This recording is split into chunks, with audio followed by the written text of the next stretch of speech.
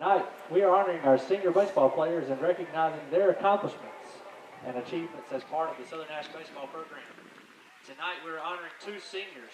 Will each senior and their parents please walk to their numbers behind home plate when announced? First, number 5, AJ High.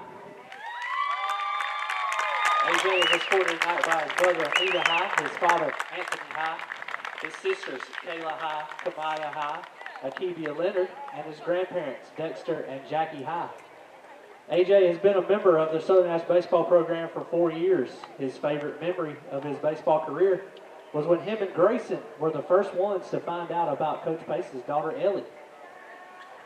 His advice to returning players would be to have fun, and his plans for the fall are to attend Barton College and major in sports management.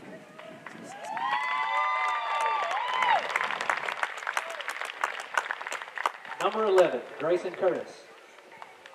Grayson is escorted tonight by his brother Connie Curtis and his father Jeff Curtis.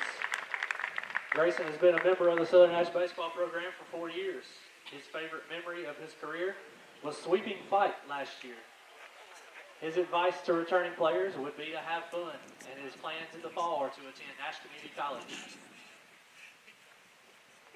Southern Nash High School and the baseball program would like to thank each of these seniors for their hard work and determination, and for their part in making us successful. They will always be part of the Southern Nash family, and we wish them good luck and great success in the future. Thank you.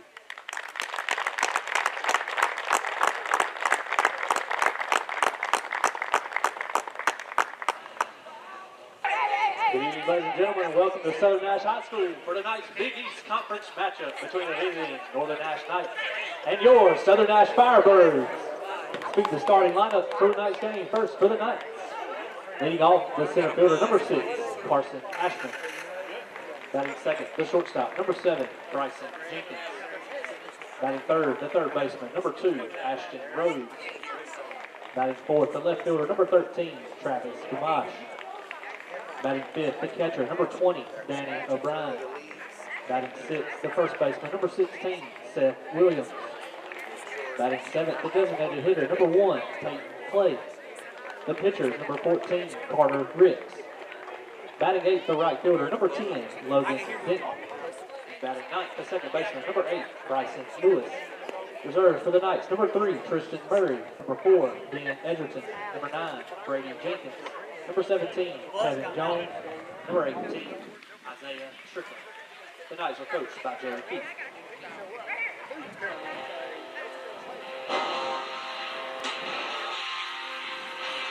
And now the starting lineup for your Southern Nash Firebirds. Leading off the shortstop, number 6, Blake Strickland. Batting second, the catcher, number 5, AJ High. Batting third, the pitcher, number 7, Landon Baker. Batting fourth, the first baseman, number 10, Keegan Wallace. Batting fifth, the third baseman, number 11, Grayson Curtis. Batting sixth, the right fielder, number 15, Tolleson. Batting seventh, the designated hitter, number 1, Matt Coble. The center fielder, number 3, Sam Wheaton. Batting eighth, the second baseman, number 2, Mason Wells. Batting ninth, the left fielder, number 4, Owen Ordez. Reserves for the Firebirds, number 8, Malachi Dobbins. Number 9, Trey Orman. And number 12, Bryce Alt. The Firebirds are coached by Todd Brewer, assisted by Chris Pace.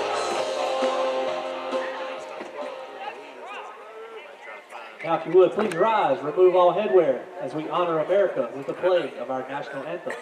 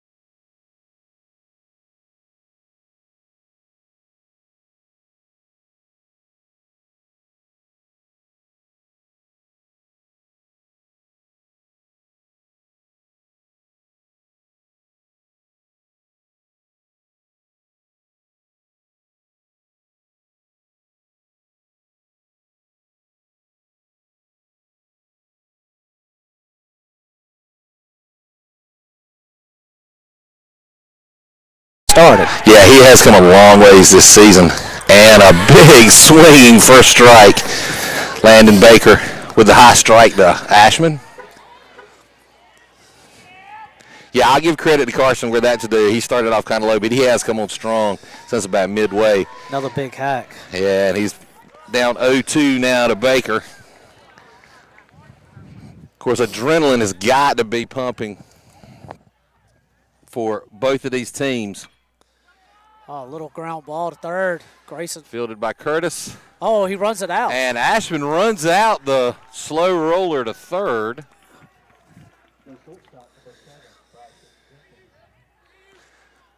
And Northern Nash with the leadoff runner, Carson Ashman on first. That'll bring up Bryson Jenkins, the shortstop. No outs and a runner on first. Bryson Jenkins probably one of the most consistent bats this year.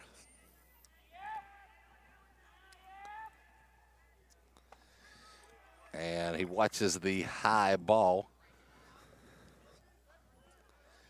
Got to wonder if there's almost in anticipation of Ashman going. Ashman definitely with speed is a threat on the base path.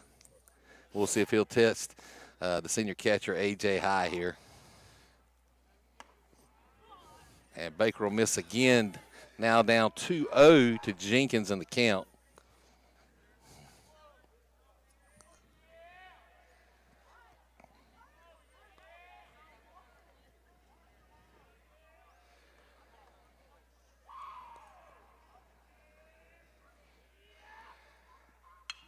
And this will squib right back up the middle. It'll be caught by Blake Strickland, the shortstop. It'll get away as he tries to throw behind Ashman at first. Bounce off the first base dugout wall. And Ashman will advance to second. So a infield fly out there for Jenkins to the shortstop, but it does advance the runner on the bad throw from short. Of course, Strickland's been out for a couple of weeks with a hamstring injury. This is his first game back since we played Bunn.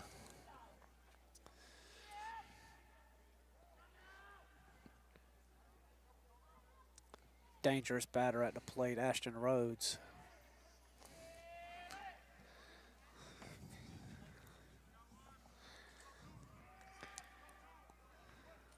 Yeah, Rhodes comes in, I'm trying to find his, he's a 327. He's got 4 home runs on the year. And there's a shot to center field. Wheaton's on it. And he'll make the catch. That was kind of a hooking shot. Had a lot of slice to it. Nice play there by Wheaton. That'll hold Ashman at second. So it's now 2 outs with a runner on second. Senior left fielder, number 13, Travis Kamash coming to the plate. And Kamash with 1 home run, I believe, on the season. That is correct.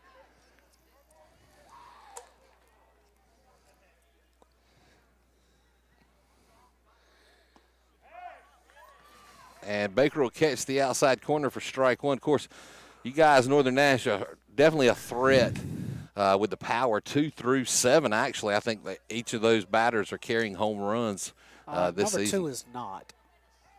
That's right. I'm sorry. 3 through 7 have home runs. All have home runs, with 3 of those having 4 apiece.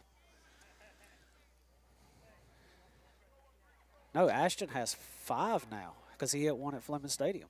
Okay, they haven't updated those stats, I guess, in Max Preps.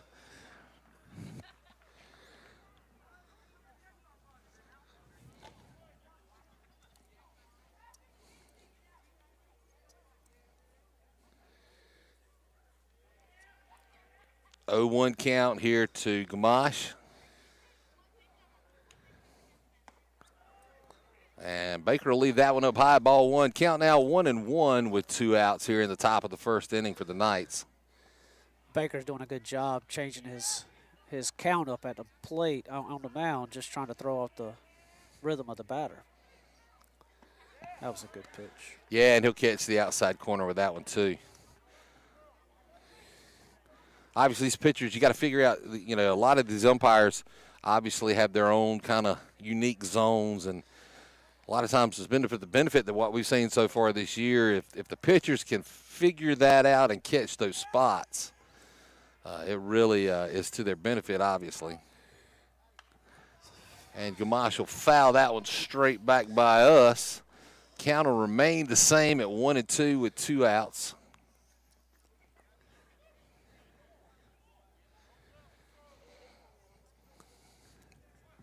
Two strikes and a ball. Interesting to see how big of a jump Ashman gets here. And there's a shot. Well hit. That's well hit to left field. That's foul. And it goes foul. Hits the fence. Solid hit baseball. Got out in front of it. I guess that had to be a changeup, the way he got around on that pitch. To be that soon on it? Oh, yeah. Count still holds. 1-2.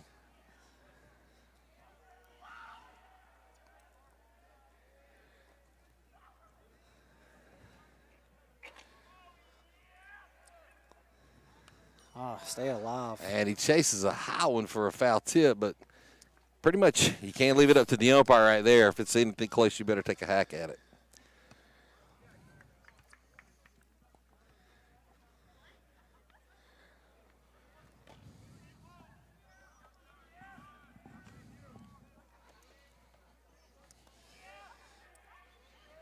Still a 1-2 count. And this one will go straight up. That's coming back here where we are. Right over our heads and lands right behind us. Nice breaking ball in that count.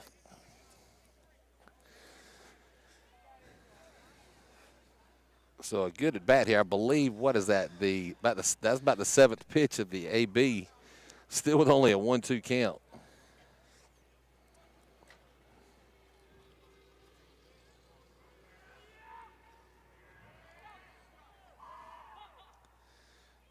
Another high pitch. He'll leave that one way upstairs.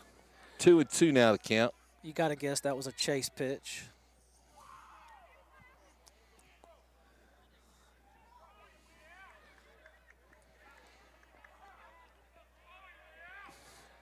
Two.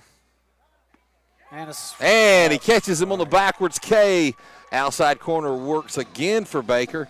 And that'll end the inning for the Knights with no runs behind 1 hit, no errors, and 1 man left on base. There was 1 error in that inning, the throwing error. That's right. Shortstop. You're correct. There was a throwing error. And as Carter Rick steps out to take his warm-up pitches, due up for the Firebirds, leading things off will be the shortstop Blake Strickland, followed by the catcher A.J. High and the pitcher Landon Baker. We'll be back with the bottom of the 2nd inning here in just a moment. This is the Tar River Sports Network.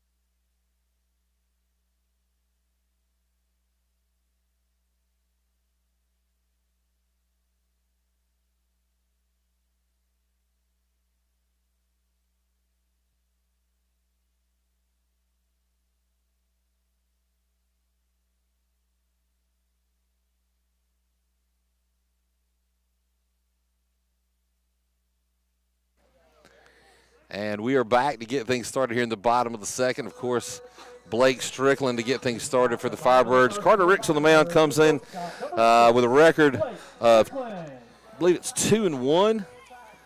with an ERA of 5.19.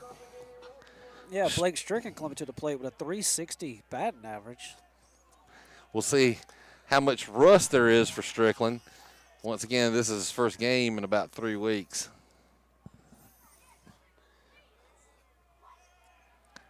Ball 1. And Ricks will catch that same outside corner. It's kind of obvious where the strike zone is going to be. And the Knights' defense is a little different tonight with senior second baseman Bryson Lewis.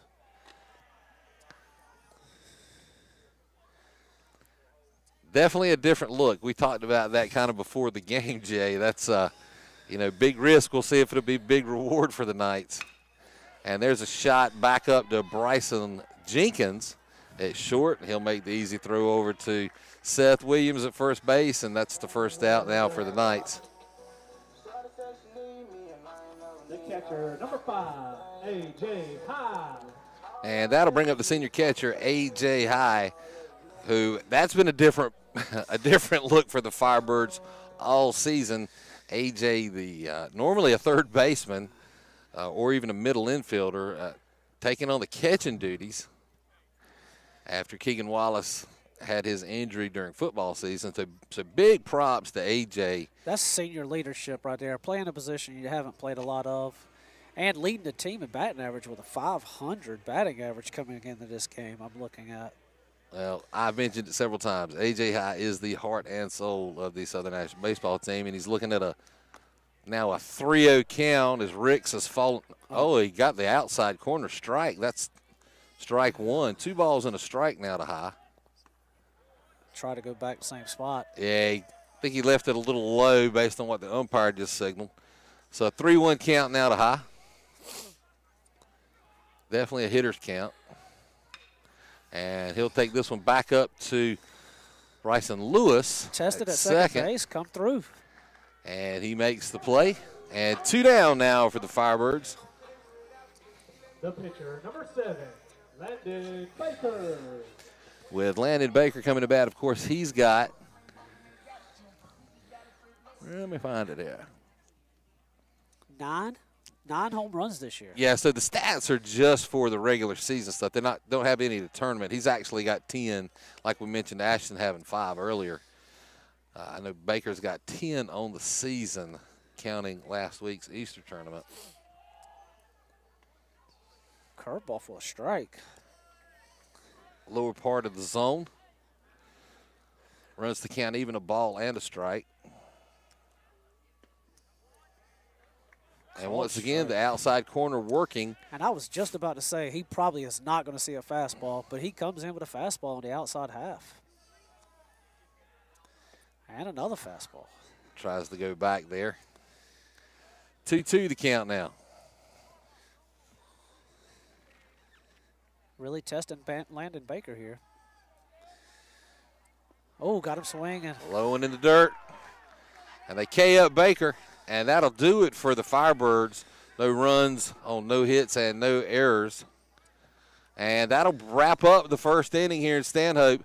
0-0 your score, with Northern Nash due up at the top of the second inning. Leading off will be Danny O'Brien, the catcher, followed by Seth Williams. You know that kid? I Seth do know Williams? him. I do. Seth Williams. And then followed by the designated hitter, Peyton Clay, who will be hitting for the pitcher, Carter Ricks. We'll be back with the second inning in just a moment. This is Jay and Brent. This is Tar River Sports Network.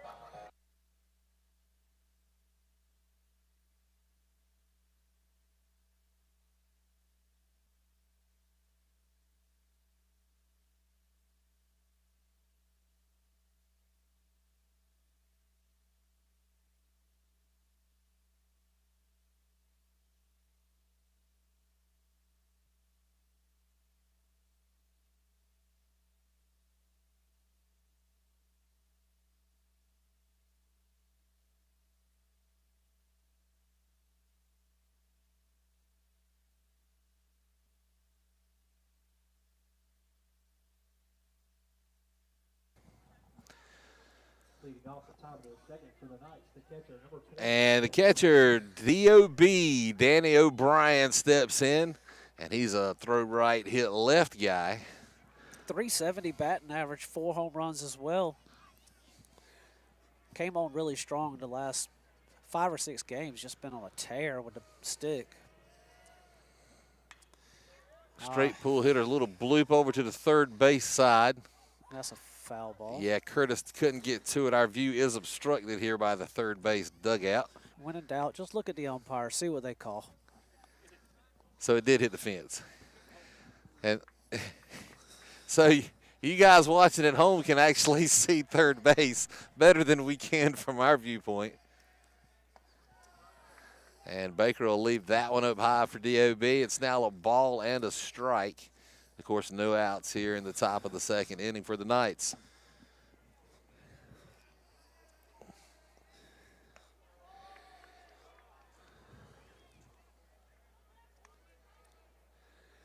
Landon looks a little pumped up tonight. I'm assuming as the game goes on, nerves settle. He's going to catch a groove, have no doubt about that.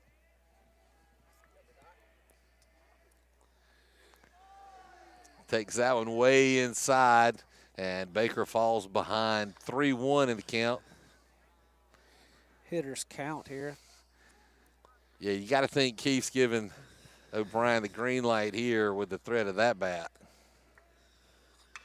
And he does. High fly ball. Center fielder's camped up underneath it. Yeah, the balls are tricky tonight. With the one that Kamash hit foul a while ago, we were talking about it kind of off mic a second ago. It looked like it was gone off the bat. Well hit ball, and it actually stayed in the park foul. That one, it looked like it was going to carry a lot further than it did. Even Wheaton, the center fielder, took steps back on it and had to charge forward. Of course, that's what you always teach the kids in Little League, always first step back in the outfield. First pitch high and in to Seth Williams. The senior first baseman. Of course, anybody that watches this broadcast knows that I have a particular love for Seth. And, of course, now I got Dad up on the microphone with me. So. Well, I can promise you, even with a 2-0 count, he's still swinging a big stick. He is going to swing with everything he has. As he likes to say, daddy hacks only.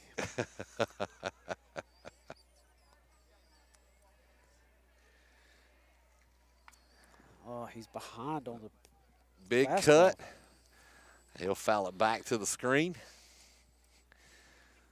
2-1 to count now to Seth. Of course, Seth was one last season at home here at Southern Ash that hit the back-breaking double to give Northern Ash the win. Sure, he'd like to get things started for himself just like that tonight. It's 2 balls and 2 strikes now with 1 out here. Let's see if he shortens up here. Oh. Nearly, I guess, just missed on that outside corner. By the reaction of your second baseman, I'm assuming he thought that was a strike. Yeah, Mason Wells kind of doubted that one. And he gets a chance to get the out here. So, since you wanted to flare around, we'll give you something to do out there, little Mason. We'll give you a little roller over there, out number 2. And surprisingly enough, I think Seth did shorten up and just try to put one into play there. Yeah, I'm really surprised that he didn't try to at least foul that one away. As good as that strike zone, that ump, or as consistent as the ump has been on that outside corner. Oh, big swing by Peyton Clay. DHing tonight for the pitcher, Carter Ricks. And there's the big change you were mentioning earlier, Jay. Normally, Clay would be starting at second base. In this situation, yes, he would. That's another strike. And he falls behind quick to Baker. We're going to have to, both teams are going to have to fight off that outside fastball because the umpire seems to be giving it. But consistently, which is a good thing. Hey, as long as it's consistent, that's what you want. 1-2 the count now. And this will be a slow roller back to second again. Wells will make the play over to Wallace at first, and that'll close things out for the Knights here in the top of the second inning. No runs, no hits, no errors, and nobody left on base. Score remains 0-0 with the Firebirds coming to the plate, and they've got the 4, 5, 6 slot coming up. That's Wallace, Grayson Curtis, and John Tolleson to see if they can get something going here for the Firebirds. Once again, tonight's game is brought to you by Baker Professional Services. This is the Tar River Sports Network. We'll be right back.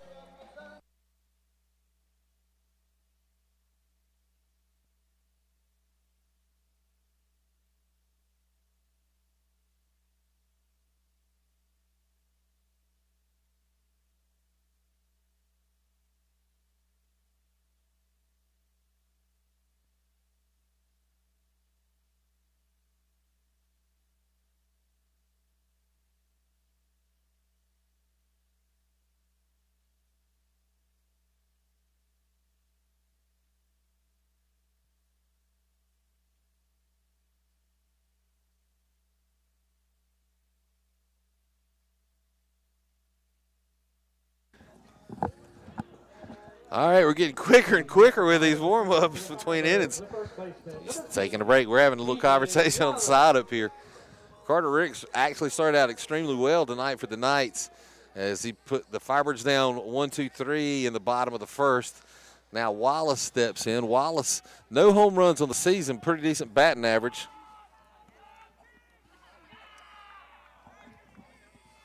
That was ball He takes one. ball one. Wallace batting .426. That's a well-hit And he gets ball under to when left it's in the field. gap. It fades back towards right, That is off and the it's going to be fence. off the fence. Denton will pick it up. Stand-up double. Stand-up double for Wallace. I don't know what his double count is, but I got a feeling he's leading the team in doubles.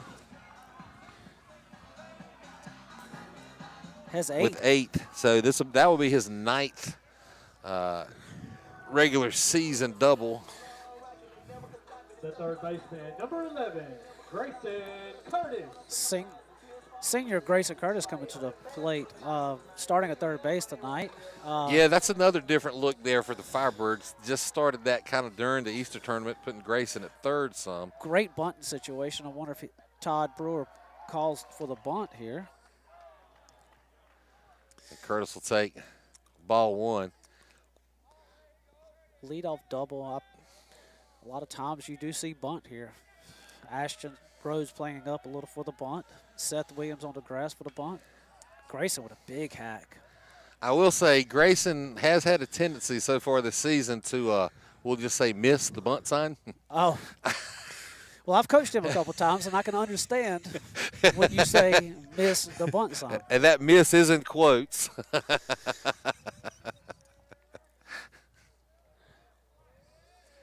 Grayson has comes up with some pretty key hits during There's the season. The bunt. And he shows bunt. Throw behind the runner. Bryson Jenkins knocking it down. He did show bunt there. So it is not out of the question here. 2-1 count. Think he got to pound the zone here. Maybe another bunting situation.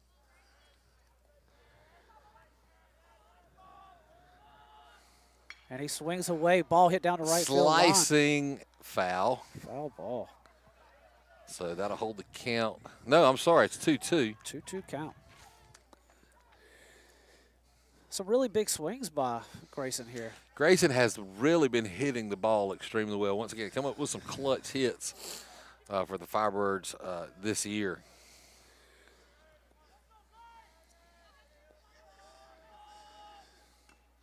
He pounds it straight Yeah, down reach into out the and plate. poke that one. Catcher interference. We have catcher's interference. And that'll send Curtis to first with no outs. So 2 men on. No And outs. Number 15. John Tolleson comes to the plate. Tolleson, not a great batting average. He does have 1 home run on the season. 250 batting average, averaging 1 for 4 at the plate. 10 hits, 8 RBIs this season. Sure he'd like to add to that here. And that outside corner working for Ricks. 0-1 to Tolleson. Still, you got to think bunt may not be off the table here. And Tolleson's got some speed. And There's there it is. Showing bunt, high pitch. Danny O'Brien literally called for a high pitch, almost like a pitch out there, He did. hoping to catch Keegan Wallace at Keegan second jumping, base. yeah. There's That a is a shot. shot. Oh, back to Rhodes. Nowhere to go.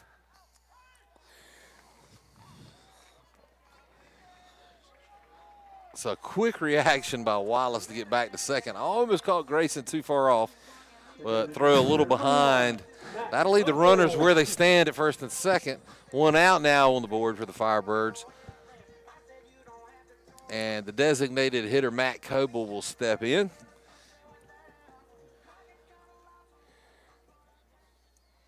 Of course, Matt hitting for Owen Ordez, who started in left field for the Firebirds.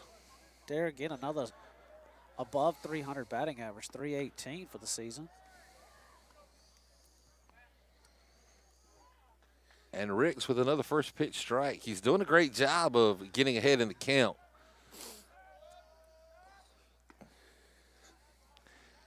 He'll miss that outside corner. 1-1 to count now. Both pitchers are really testing that outside corner that the umpires give Yeah, them they tonight. are.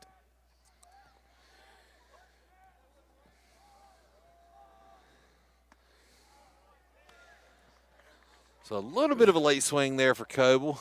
Bring up strike two. Looked like another outside pitch. High school players, I don't think they understand the importance of learning to hit backside. Got that right. The outside pitch fastball. Little breaking ball in the dirt there for ball two. Yeah, especially with runners on first and second. You got to that backside. You got to think that and at least move some runners around. And a swing and a miss. That was a big strikeout by Carter Riggs there in that situation. Number 2, Mason Wells. Runners on first and second with no outs, and Firebirds are now facing same situation with 2 outs, with Mason Wells coming to the plate. Wells, of course, was hitting leadoff for Strickland while he was out. Now back in the 9 slot. Fouled it off. Good cut.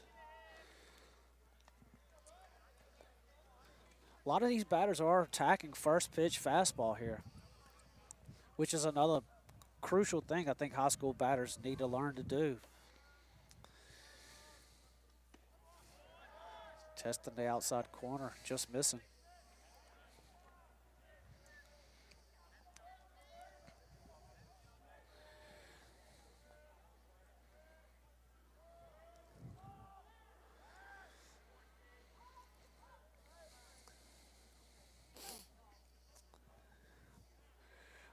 Carter Ricks, he really likes to work fast on the mound. He is ready to pitch as soon as he gets the ball back a lot. Another foul tip.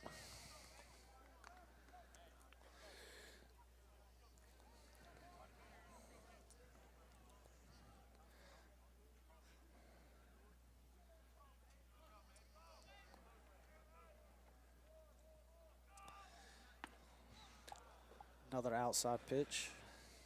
Ball 2, 2-2 count. This would be big for the Knights if they can get out of this, not giving up a run. Yeah, they could. Yeah, with 2 runners on. And they were there with no outs.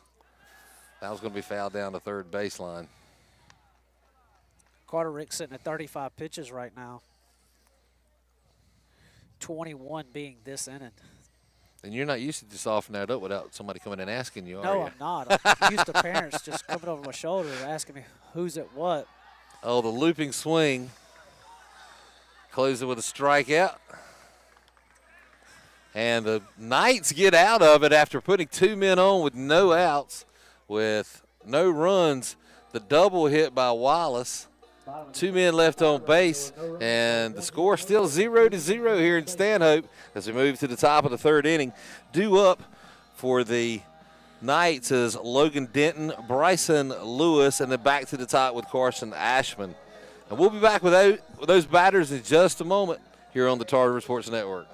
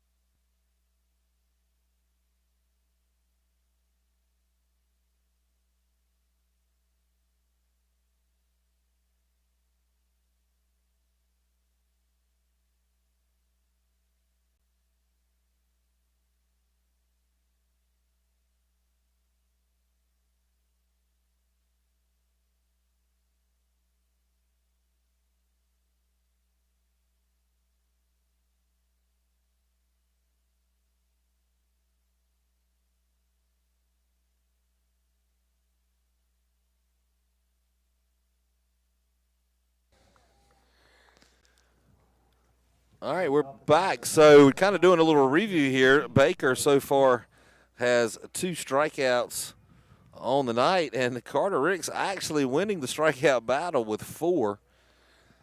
Logan Dent coming in batting a .278.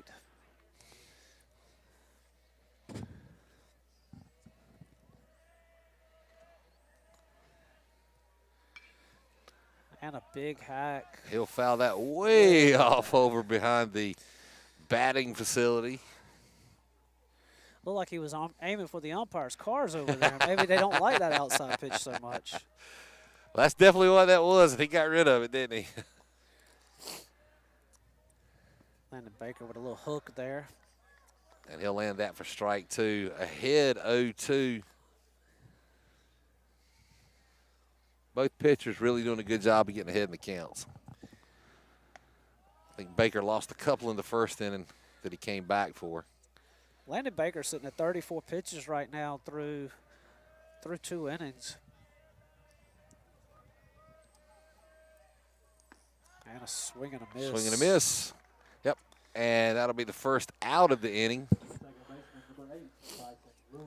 And that'll bring up the second baseman, Bryson Lewis, who's made his actual baseball comeback this year. Took a few years off. Definitely was a standout at Red Oak Middle.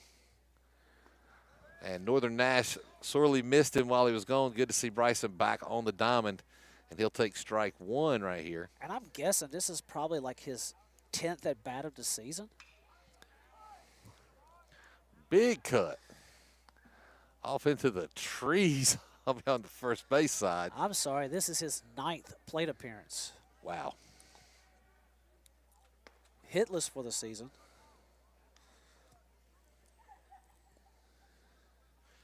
And he's got a 1-ball, 2-strike count coming at him.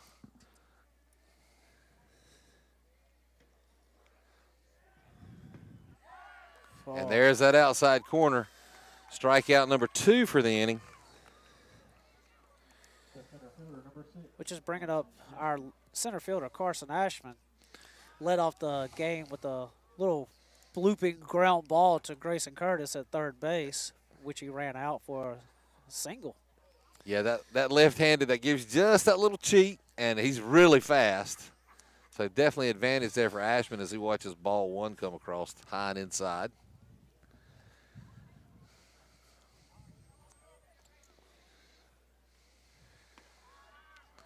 That one dead down Main Street. Strike 1. Count now 1 ball and 1 strike. He took that almost like he had to take some. Yeah, really, didn't he? He did. Which could be a strategy to see if we can run up Landon Baker's pitch count a little here. Could be. You know, it could be. Not swing until you get a strike. He did have a couple of batters go 3-1 on him in the first couple innings.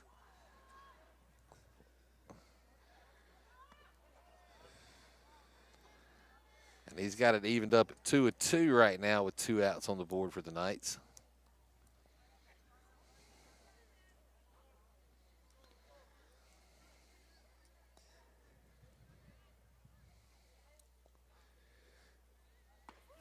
And a swing and a miss. So 3 strikeouts for Baker. That ball has some juice on it there.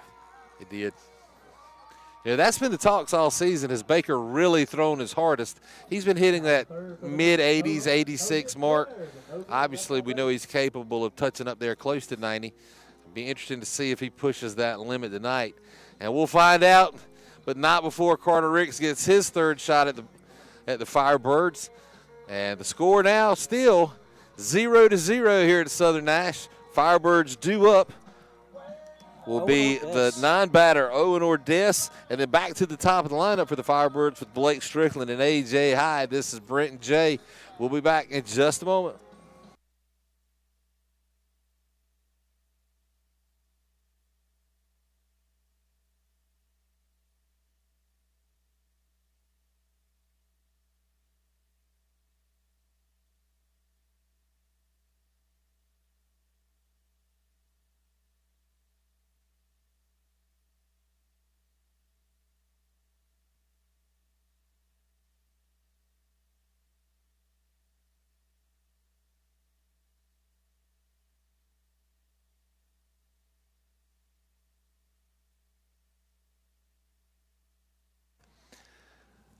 And we're back to get things started here in the bottom of the third. You know, we talked a lot before this game, Jay, about how we thought it would go. Would it be a slugfest where they try to catch up to Baker? One scenario we didn't talk about was Carter Ricks going toe-to-toe with Landon Baker, which he's pretty much done so far. You got to give Carter a lot of credit. Well, I was just looking at the stats. Both pitchers giving up just one hit through 2.5. And Landon Baker leading the strikeout race right now with 4 to Carter Ricks' 3. And then Carter Ricks comes right back with another first pitch strike.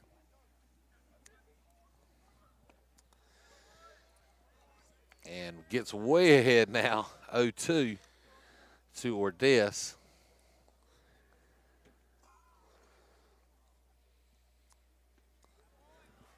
And he'll paint that outside corner for strike 3. Somebody better put a note in these batters' ears. Ump's giving the outside corner, and that goes to both dugouts. You better protect it, or you're going to go down.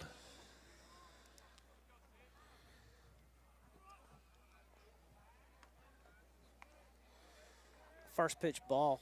Carter really has done a really good job all night getting ahead of the count.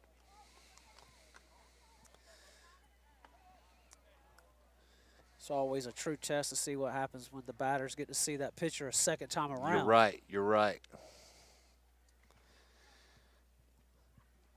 Of course, Blake with a ground out, the shortstop in his first at bat. And he'll shortstop again. give Bryson another chance at it. Now that's a throw out. Same result for Strickland there, and that's the second out of the inning. The catcher, number 5, A.J. High. And that'll bring A.J. High up. Grounded out to second base last time to our not-so-common second baseman, Bryson Lewis. Great athlete, just really shocked. He hasn't played much infield since, I'm guessing, rec ball. Yeah. Ball 1 to High. His teammates all brag on him, saying he's, one of the most athletic kids on the team. And that's a shot up the middle for a base hit by That's AJ. going to well hit baseball.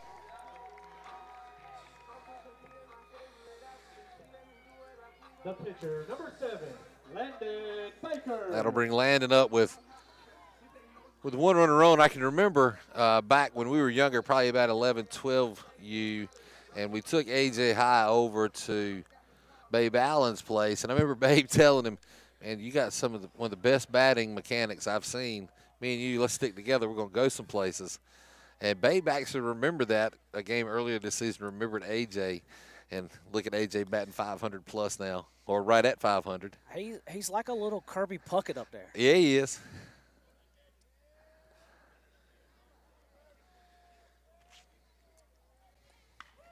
And that one's hit well. Ball. The left field, don't know how much distance it's got. It's going to be caught. And that'll end the inning. No runs on one hit. No errors for the Knights. And one runner left on base. And you called it before the game when you said it's going to be tough to get one that deep in left field. I don't know what it is about the air tonight. It's a little cold. Balls are not carrying that well. Wind blowing straight in from left field. Those high fly balls, I just don't think they're going to carry. And it's shown that so far. So a close game. We talked about scenarios where people were getting a lot of hits and one team goes way up, somebody catches up. It's a 0-0 game, which honestly, I wouldn't want anything less with these two teams. I think it's going to come down to crunch. Whose pitching is going to last the longest and who's going to find the hits in the right place? Landon Baker at 44 pitches right now through 3. He is on pace, so he could go the whole game.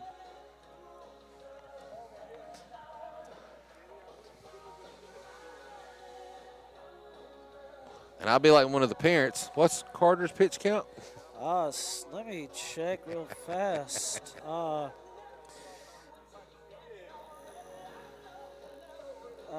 He's at 46, so they are right toe-to-toe. Both very efficient. 46. Both sitting with 4 strikeouts. And the impressive thing, going through 3 complete innings, neither team has given up a walk yet.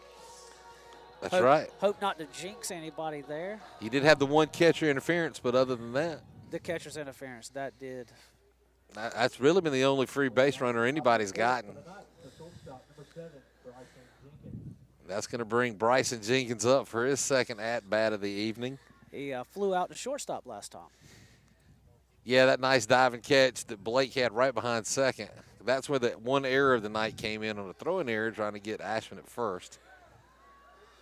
And there's that outside corner again. I'm telling you, they better spread the word. There it is again. And he tore it up Same again. Pitch. You know, you have to really reward pitchers if they can hit up their spots. If they can really hit their spots, umpires really do reward that. And he climbs the ladder there for ball 1.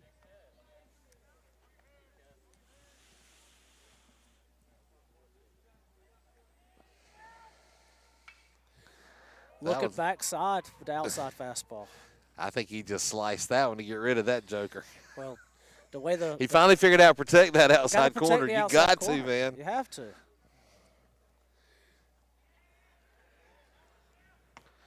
And the high fastball. That was a really good pitch sequence there. He went fastball away, climbed the ladder for ball, outside away, and then climbed the ladder to see the chase. Now let's see if the lefties, ball may carry a little bit better for the lefties. We saw Keegan Wallace hit one off the fence while ago. Yep. And Ashton kind of pulling off that pitch just a little.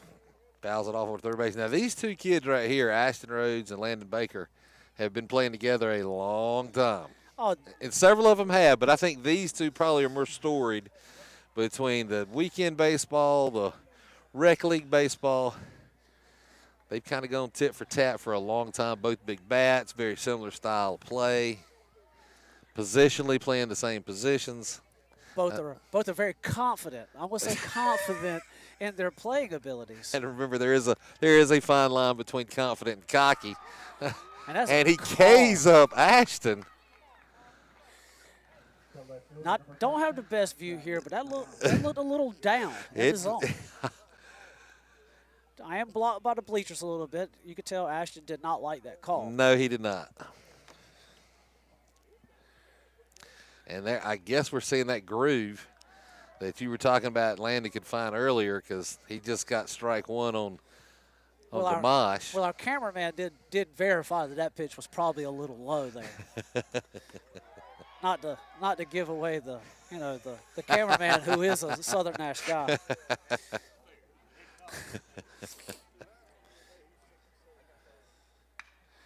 And that's just a ball. poke. Is it down? Sam Wheaton's that on ball it. falls down for another hit.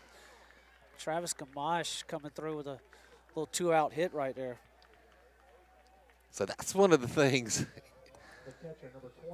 Some people might say Sam's fast.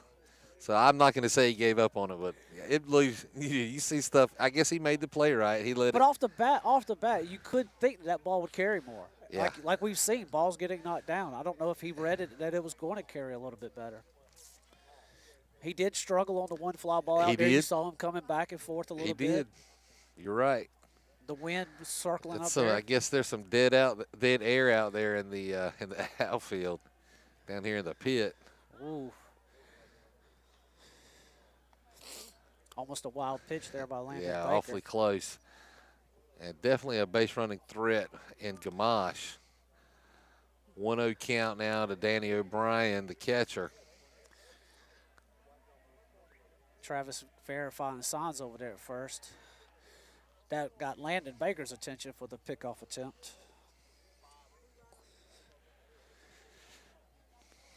Both teams know each other very well, so they know their weaknesses, they know their strengths. And both teams are going to play to it as well as they should. That's a balk. Oh, no. They must have called time. I'm sorry, the umpire in me saw the pitcher jump like that, and the first thing I thought of, that was a balk. But apparently In baseball, the umpire cannot cause a balk. The batter cannot cause a balk. So if that was time called, then that was the correct call. And there's that outside corner. Which also looked a little down to me. I'm telling you, it looked a little down. Maybe he's given a little low and out on the left-handed batters, which could be a consistent thing. Hey, we've always said, keep it consistent, I can live with it. As long as I know what to look for. Right back to the same pitch. Oh, wow. 1-2 the count now with 2 outs. Runner on first.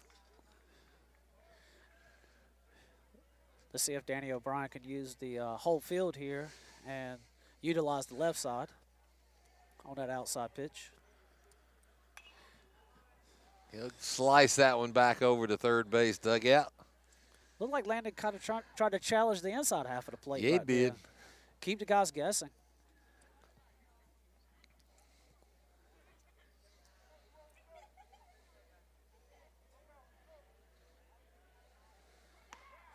That's a little too far out.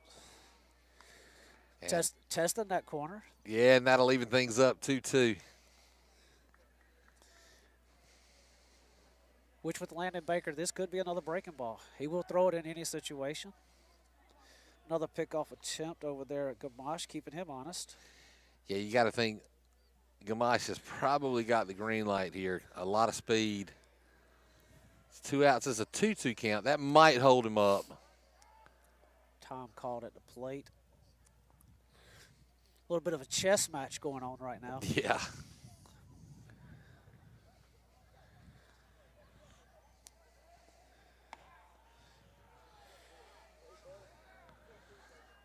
Not quite able to catch that outside corner or run the count full. I believe that may be the first full count we've seen tonight from either pitcher at 3-2. Runner at first will be moving on the pitch. Landon Baker could get smart here and see if he's going to go and try to pick him off. Runner goes. Doesn't swing. And he freezes him out. Called strike. Landon Baker ends the inning with 61 pitches through 4. Carter Ricks coming into the bottom of the 4th with 46 pitches.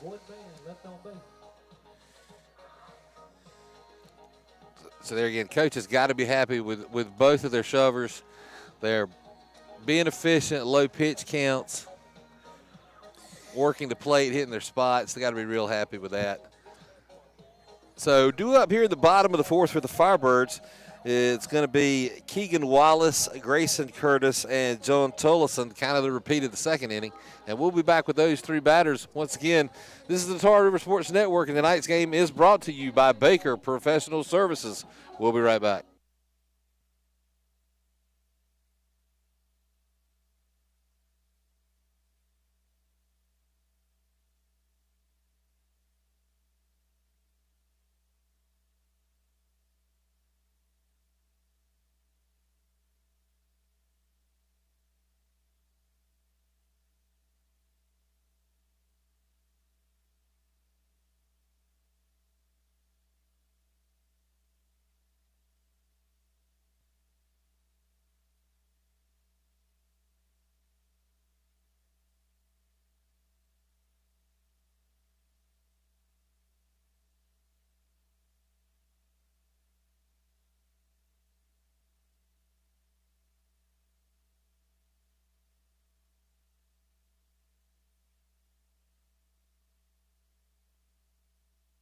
The first baseman, number 10, Keegan Wallace.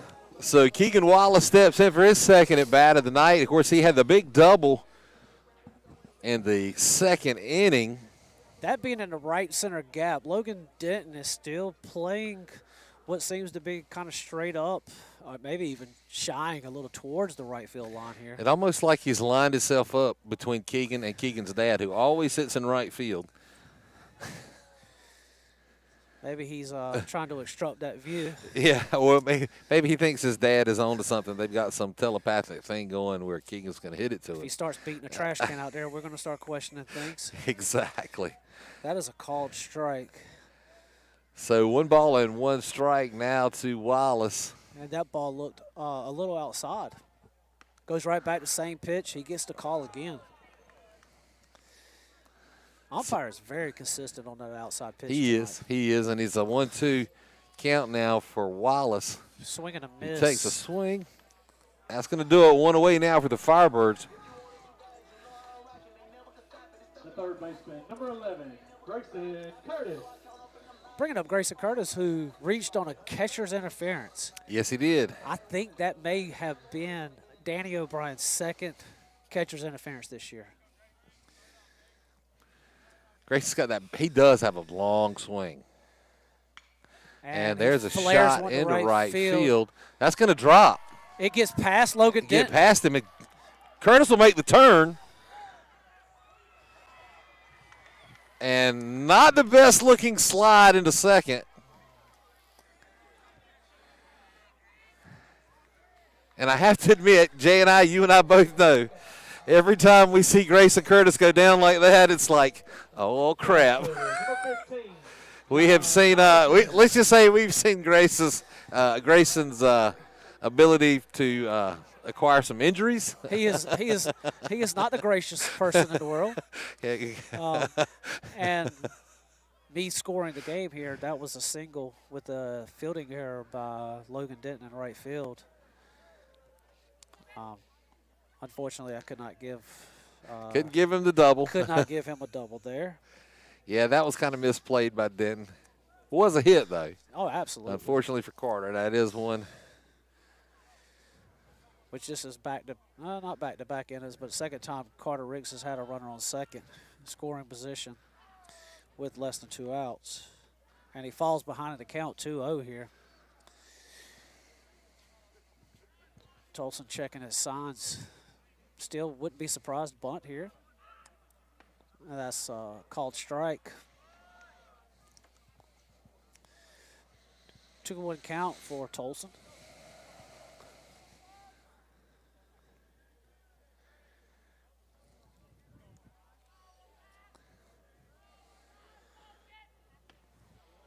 Another called strike. The inside corner. Maybe he's given. He's definitely giving. He's definitely giving in and out. The black is a strike. Which is a pitcher's. Yeah, it is. A pitcher's love. And that's a hard shot down the third base side. That's a fair ball down to third base. Fielded nicely by Rhodes, but he throws it away. Grayson Curtis rounded third, headed towards home. There will be a play at the plate, and Curtis, with a much better looking slide this time, is safe. And Southern Nash is the first on the scoreboard, as Tolleson will pick up from first and move to second. So he and Curtis will trade places on the throwing error from Ashton Rhodes to first. Great defensive play to stop and field that baseball, but throws it high. And Southern Nash draws first blood with one away here in the top of the fourth inning, and that'll bring up the designated hitter, Matt Coble. And I'm going to credit Tolleson with a hit there. Diving play at third base. Yeah. I'm going to give him the single there. And he advances on the throwing error. There's that inside corner again. There's no need to holler. A lot of the players are questioning that. It's been consistent. You got to protect that. It is a pitcher's umpire back there. Squares the bunt. Can't get it down. Foul ball. So 0-2 now to count to Coble. That's one of the things in talking to Brewer before the game. He made mention they're struggling with getting the bunts down this year. I think he would like to play a lot more small ball than he does. But we got some sluggers. We just don't have anybody who can lay down the small stuff. So tries with the breaking ball, misses high. Of course, Coble down 2 strikes. Not going to show. I've only seen Todd call for a bunt with 2 strikes one time, and that was because, a nice hit ball to center field. That's going to hang up there. No tag. Hits his cut. Runner stays at second base. Good 2-strike approach there, just poking it out there to center field. It's a nice play by Ashman to make the catch and to hold the runner at second. But like I was saying, I've only seen Brewer call for a bunt one time with 2 strikes, and it was because somebody we talked about early in the broadcast missed the bunt sign, quote unquote, missed the bunt sign. I think it was more of I'm going to teach you a lesson. And make them bump with 2 strikes. Yes. I think I've done that a time or 2 in my coaching career. Just missed high and out, I guess. Of course, Mason Wells, I got him for a strikeout in his first at bat. Yes, struck out swinging. High and tight. Little sweet chin music there, Shawn Michaels style. 2 balls and no strikes now to Mason Wells. And it's amazing, both teams, they have the capability of the bottom of their lineup really hurting you.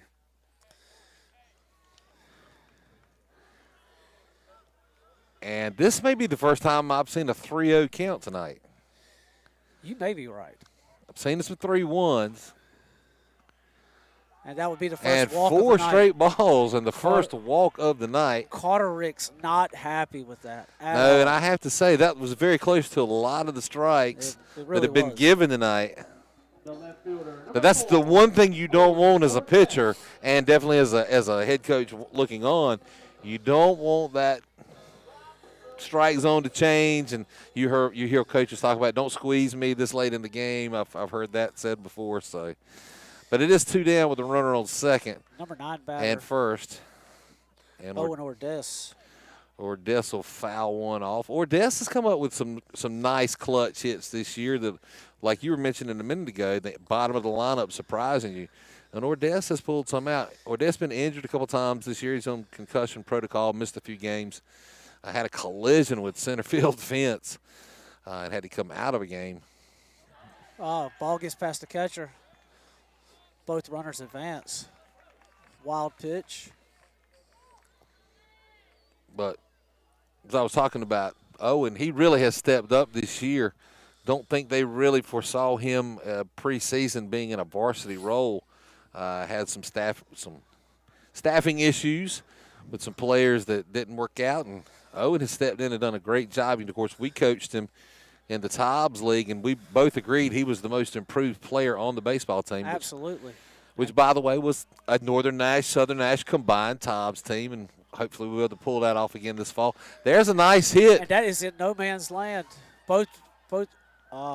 Denton will get under for the catch for the 3rd out. Both right fielder and center fielder tracking that very well. That was a big out, not having the top of the lineup coming back up in that inning. Absolutely.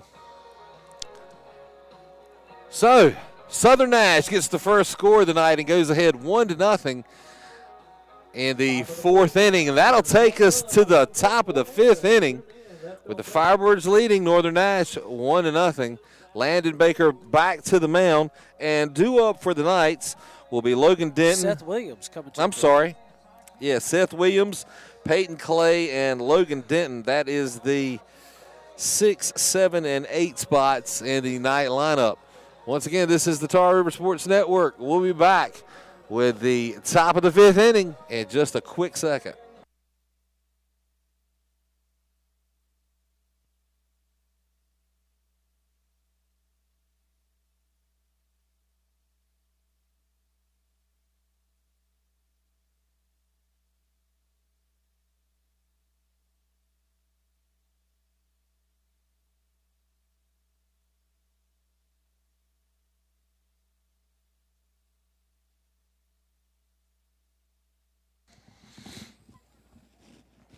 Off the top of the 5th for the night, the first baseman, number 16, Seth Williams. So Big Seth will step in.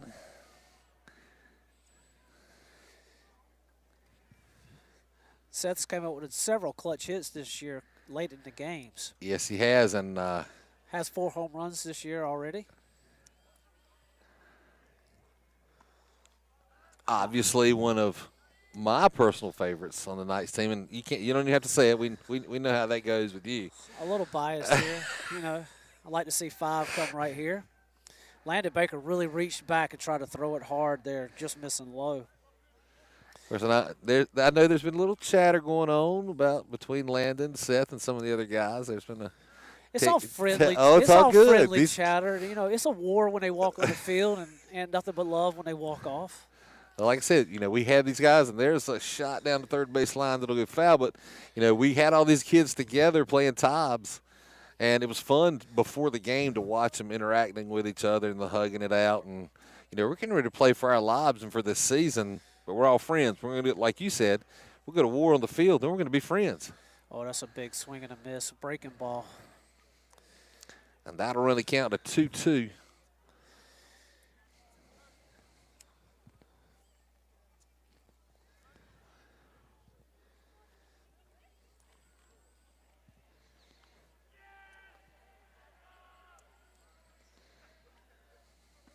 And a swing and a miss.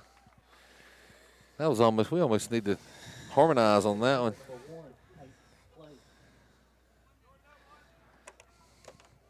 Another strikeout by Landon Baker to lead off the inning. Landon Baker now sitting at 67 pitches.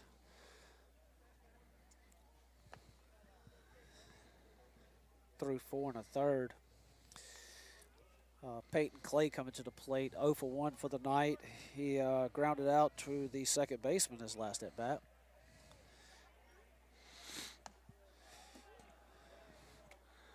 Little ball 1 high.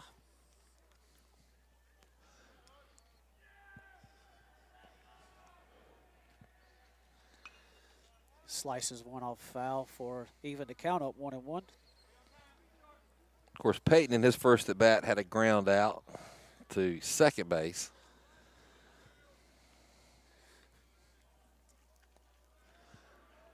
Peyton Clay DH tonight.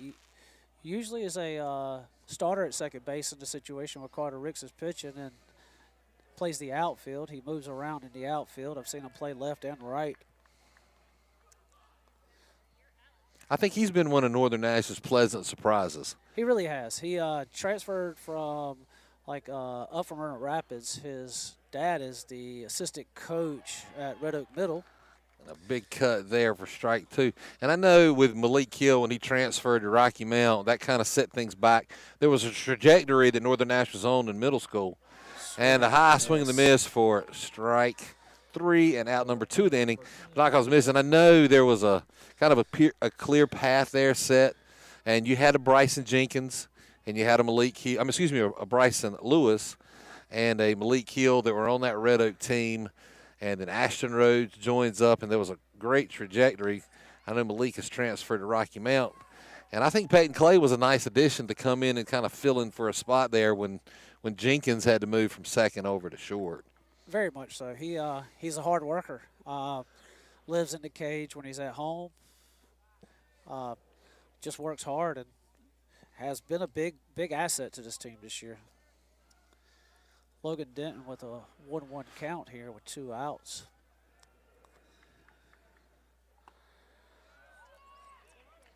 Going back to that outside fastball for a strike.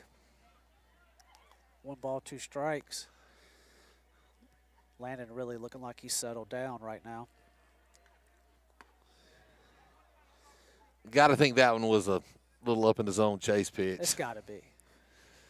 And it'll be 2-2 with 2 outs here in the top of the 5th inning.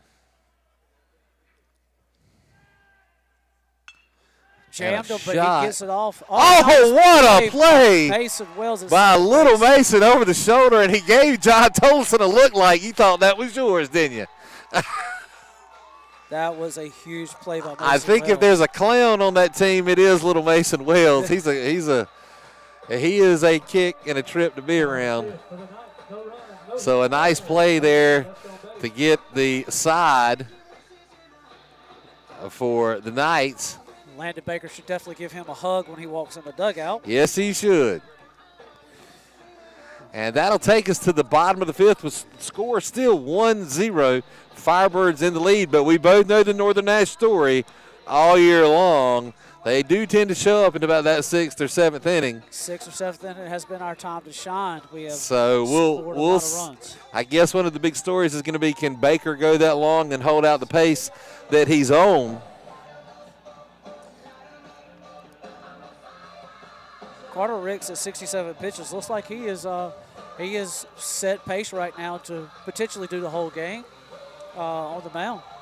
Which I know that's both. I think both teams are really looking to stretch these pitchers tonight. Obviously, Southern Nash has to have the win, but you got to like Northern Nash's odds going in tomorrow night if they don't have to dip into that pitching rotation. So Carter really stepping up and doing a great job tonight. It's kind of expected from Baker. To me, the big surprise for the night has been Carter Ricks. Five strikeouts tonight, 1 walk. He's at 67 pitches.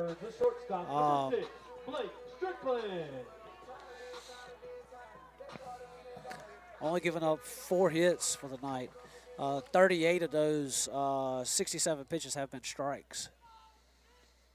And back to the top of the lineup for the Firebirds with the shortstop Blake Strickland, who is 0 for 2. He's grounded out twice. Shortstop both yes. times. And it's funny because I saw he and Bryson Jenkins playing with each other before the game. You know, Blake coming back from the injury. And, of course, Kelly Jenkins, Bryson's mom, is probably the premier physical therapist in the area, and she's been working with Blake. So I guess Bryson kind of knows the inside story there, so it was fun to watch them messing with each other before the game. Absolutely. Showing bunt here with no intention to bunt. And that's the second walk of the night for Carter Ricks. And a leadoff runner on for the Firebirds with A.J. High coming. He's, 1 for 2 tonight with a single. And Joey Keefe coming out to have a little conference at the mound. Everyone coming to join. One of those weird statistics in baseball, you know, leadoff walks, and I don't know the true percentage, but I'm sure it's over 50% wind up scoring in the inning on a leadoff walk.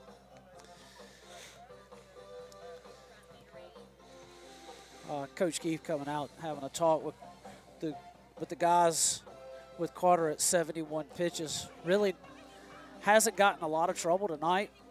A little pat on the rear end and probably telling them, hey, let's go at them, boys. The catcher, number 5, A.J. High. A.J. High, with, that 500 batting average coming into a dangerous bat here. Still holding that tonight at 1 for 2, so he's still sitting dead on 500. Very dangerous bat here, and then with Landon Baker sitting on deck, you got to think we can't try to pitch around A.J. at all. And Carter misses there on the first pitch, ball 1. Must have been low. Goes back to that outside corner for the money pitch and evens things up at 1 ball and 1 strike. The Knights has got to be hoping for a ground ball here, double play. Blake Strickland, not sure stolen bases this year, but I know he is a threat on the base pass. High IQ up there. And that one will just miss on the outside corner. Carter not happy with that one. Of course, you got to remember AJ's first at bat, he grounded out to Bryson Lewis at second base, which would be the premier double play ball situation here. With that left-handed batter, we'll see if that happens, AJ how Lewis responds. To the left field side. And there is action in the bullpen for the Knights right now. Tevin Jones in the bullpen.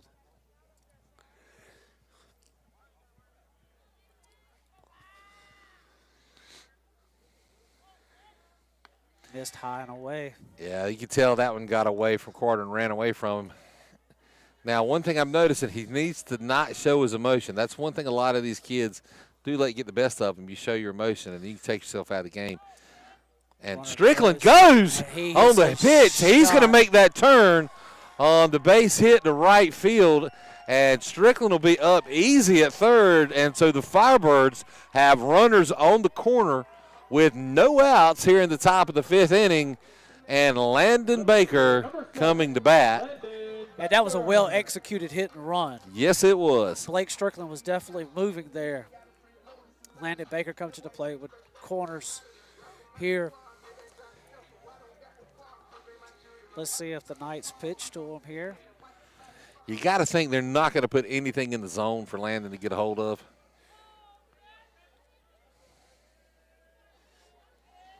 especially with a base open. It may not be first. Big swing by Landon Wow. Baker. And this is where that Landon can't get too over anxious and try to win the game with one swing of the bat. It's not going to happen. He's got to be patient, get his pitch here.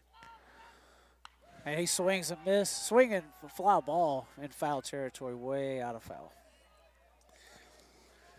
0-2 count to Landon Baker here. Yes, it is. A little surprising that they attacked him the way they did here.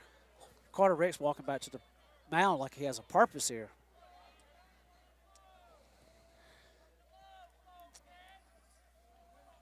A.J. High getting a little aggressive over there. Yes, he is. Of course, Williams is playing off a little bit, wasn't really holding him on. He'll take a step back now. Really trying to probably protect the lines here.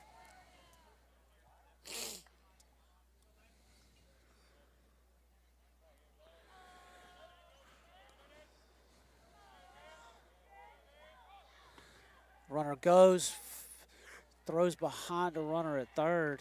He is safe. And that's going to leave first base open now. 0-2 count to Baker. I have seen, well, excuse me, a 1-2 count. I have seen the intentional walk at this point for Baker this year, but that's not going to happen. He'll throw this one in the dirt. It's 2-2. Which is usually a big batter's Achilles heel when that guy steals and opens up first base. It is. It does open up the opportunity to go ahead and intentionally walk, but 0-2 being ahead. But now it's 2-2. So you got to wonder here.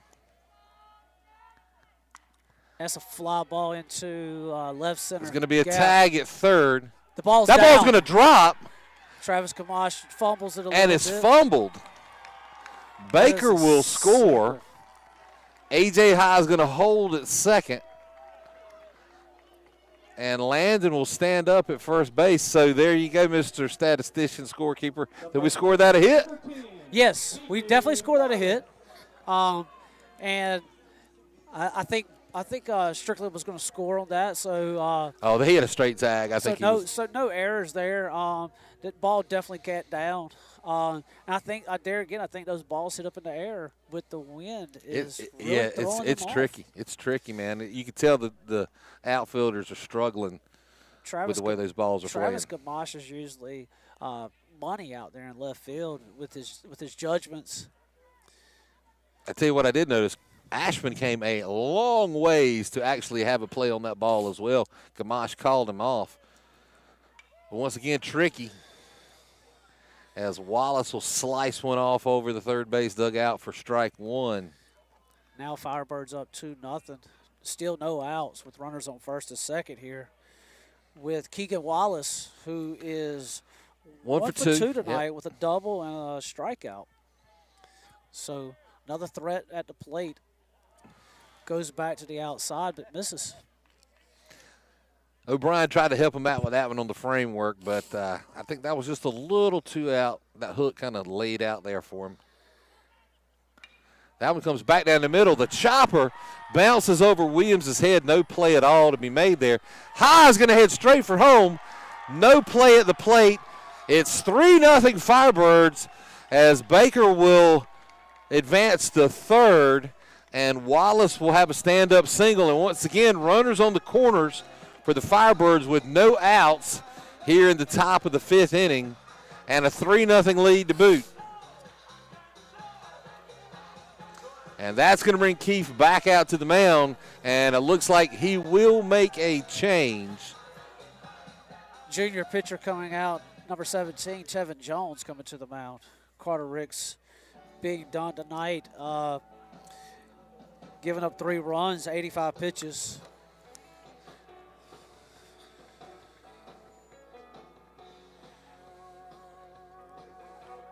I have to take my hat off to Carter. That was really an excellent outing for him.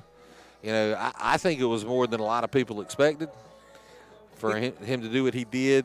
Obviously, some odd things happened behind him defensively that were out of his control, but actually performance from the bump. Kudos to Carter for a great outing there. He ended the night 85 pitches, 46 of those being strikes. Gave up 7 hits on 3 runs. And the scorebook right now has all 3 runs as being earned. Only 2 walks and 5 Ks. So, yes, great job by Carter Ricks tonight.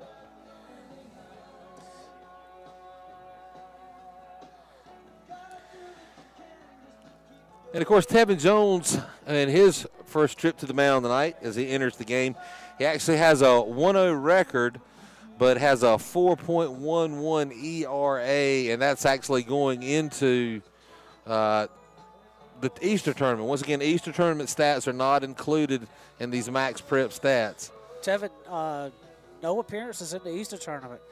Tevin Jones' last appearance was against Nash Central. Nash Central. He threw, I think, an inning and 2/3. Looked very well. Before that, he had to start against Rocky Mount. Now, I know he's had a few injuries so far this year. Is that right? Yes, he's been going through a little bit of a shoulder issue. And I think he had a blister on his throwing hand at one point in time. So Tevin has been battling some issues. Well, he gets his shot now with no outs, a situation here with runners on the corners, and Grayson Curtis coming to bat. Grayson, so far on the evening, reached on catcher's interference and got a single in his second at bat, so he is actually 1 for 1 on the night.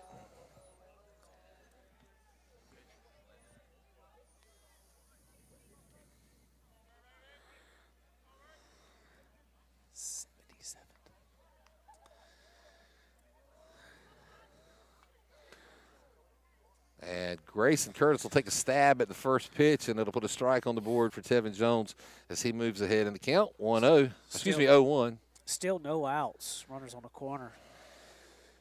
Knights are still not out of danger here.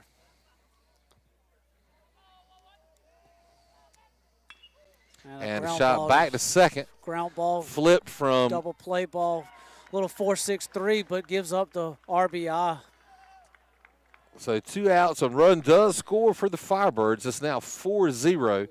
But now a little bit better situation for the Knights with 2 outs. That's going to bring up the right fielder, sophomore John Tolleson, for his 3rd at bat of the night. I think John is 0 for 2. I'm sorry. He's got a strikeout and a single.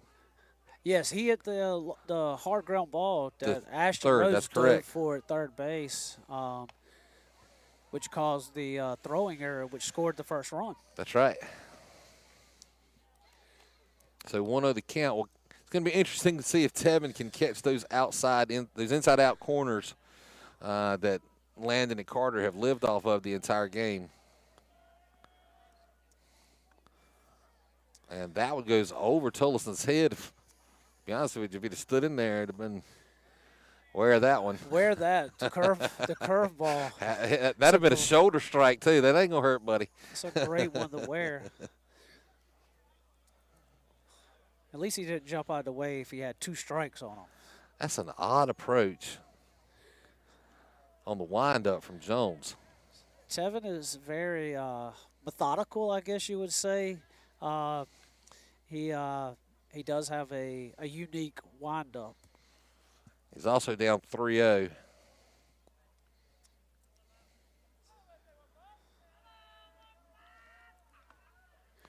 And he'll land his first strike. 3-1 to count now to Tolleson, which is still a hitter's count. We'll see if Brewer gives him the green light here if he's on a straight take.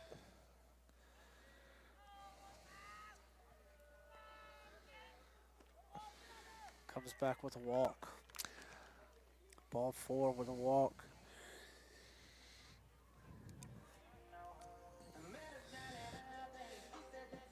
The designated hitter, number 1, Matt Coble. Matt Coble coming to the plate tonight, 0 for 2 right now. Strikeout swinging and a fly out to center field. See if he can find his first hit of the night. You know, a lot of times this year, Matt has been able to find the first hits of the game for the Firebirds and batting low in the lineup. Like you'd mentioned earlier, it's the bottom of the lineup that can sneak up on you. So Matt definitely it's a possibility to move Tolleson around here. It is 2 outs.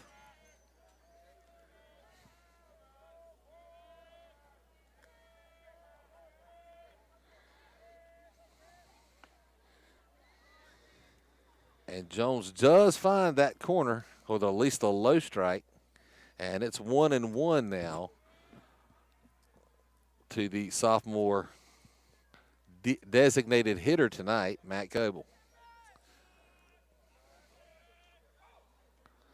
That one's low. The steal is on. And he is caught stealing. And Tolleson is nailed trying to steal second. That's actually the first steal attempt of the night. And good job by O'Brien to shoot him down for the 3rd out of the inning. And that'll leave Coble returning to hit when we come back to the bottom of the 6th. But for now, Southern Nash managed 3 runs in the bottom of the 5th inning. And they now enjoy a 4-0 lead here in Stanhope over the number 1 seed Knights in the Big East Conference. So I think this game is pretty much cranked out to be everything we thought it was going to be. Yes. Landon Baker up there with only 77 pitches through 5 innings. Seems to be comfortable in a groove. Now, I know that I believe the most pitches Baker has thrown so far this year in the game, I believe, is 99. And that was not a complete game. He's had several 5-inning outings under slaughter rules. But 99 he actually pitched that in the Easter tournament when he came out of the game and then came back and finished the game with 99 pitches. So that'll bring up Bryson Lewis, the second baseman. He bats in the 9 slot. Bryson 0 for 1 tonight. Strikeout looking his last plate appearance.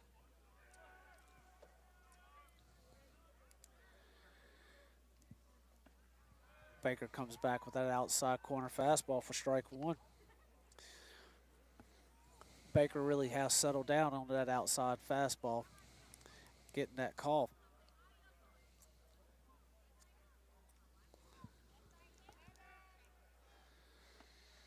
Comes back with the curveball high. And I think he missed that one. It slipped out.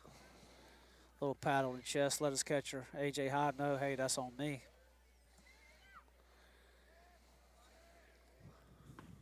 Comes back with a little cheddar there, but low and away. You've seen Landon reach back and throw a couple pitches tonight. Yeah, you have. Comes back again. There's one there. Even things up. 2 balls, 2 strikes. No outs here in the top of the 6th inning. Just outside. Miss outside. And the count runs full. Landon Baker with no walks for the night. Comes back, ground ball in the Back middle. up the middle. Bryson Lewis, I'm sorry, with his first hit of the season right there in a big situation.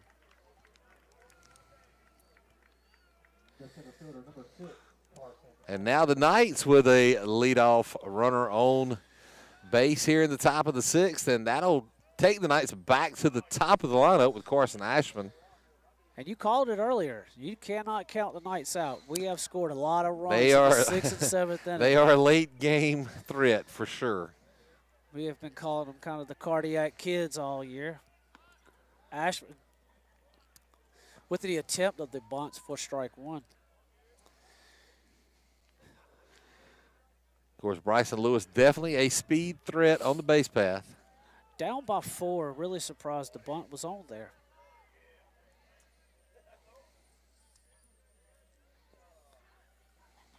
Ball And kicks that's going to away kick from off. AJ.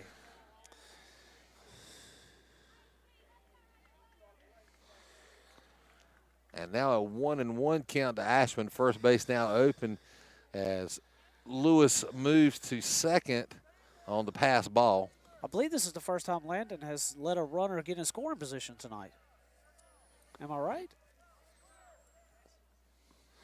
Ball down in the dirt again. 2 balls and a strike. I'm trying to think if Northern had a runner on second tonight. Ashman got on. I think Ashman did get to second in the first inning after the throwing error, but he got stranded at second. He never moved forward.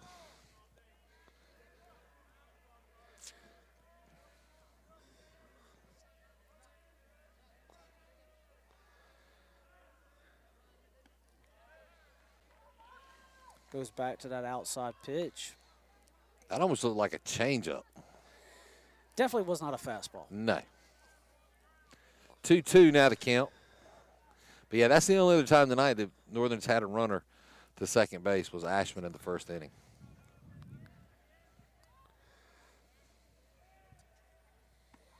And he'll freeze him out on the backwards K. And 1 down here in the top of the 6th inning. Bringing up shortstop Bryson Jenkins. 0 for 2 tonight. He flew out to shortstop and a strikeout swinging. And Jenkins is another one of those nice players that's had a big history with Landon Baker, playing with and against. I believe that was a little hook there that got him to take a hack for strike 1. 0-1 to count now to Jenkins.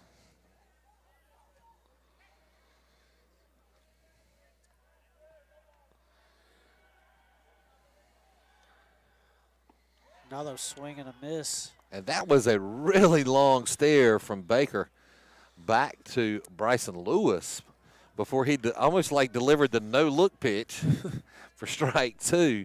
0-2 the count now. Gets away from A.J. Ha. Another pass wild ball. Pitch. Bryson Lewis rounding third. Taking a little peek over there. Great hustle by Landon. And Keegan Wallace to crash that and get A.J. back to home to protect the plate. And now the Knights have a runner on third with no outs. That's right, 90 feet away. That is definitely the first time they've had a runner get that close in scoring position tonight. Little 1-2 count here. Bryson Jenkins staying alive, fouling it straight back to the net.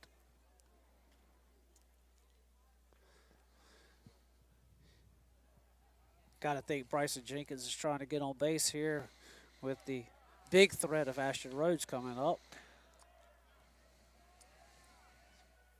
Swing and a miss. He strikes out again. The third baseman, number 2, Ashton Rhodes. So now that's 1 out with Bryson Jenkins walking back to the dugout, not happy with himself. With Ashton Rhodes coming up tonight. It was a fly out and a strikeout. And, of course, he had that questionable strikeout on that low pitch in his last at-bat. Baker will run this one in on his hands for ball 1. Just trying to think if that was a little purpose pitch there. Comes back out again. Hit. That's fair ball down the first base line. A run will score for the Knights. Ashton rounded Rhodes first, will make the turn to second. Stand-up double right there down the line. That was a hard hit baseball down the line for the double. Lewis scores easily, and the score is now 4-1. And here comes Southern Nash senior Westland College commit Travis Kamash coming to the plate.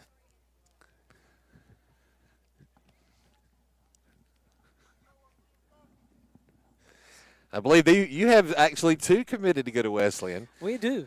With Kamash and Ashman. And, of course, the Methodist College commit, Seth Williams. That is a big swing by Travis Kamash right there. And Travis is another one very similar to Landon. He gets himself too pumped up and tries to win it all with one swing of the stick. Travis is a true leader of this team. I will say that. He is the little motivational speaker to the boys.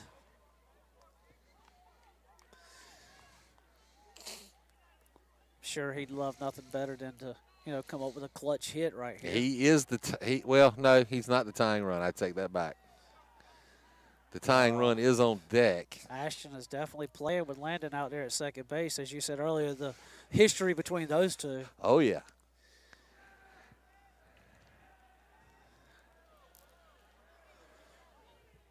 And that's a swing and and a 3 miss. pitches and 3 swings.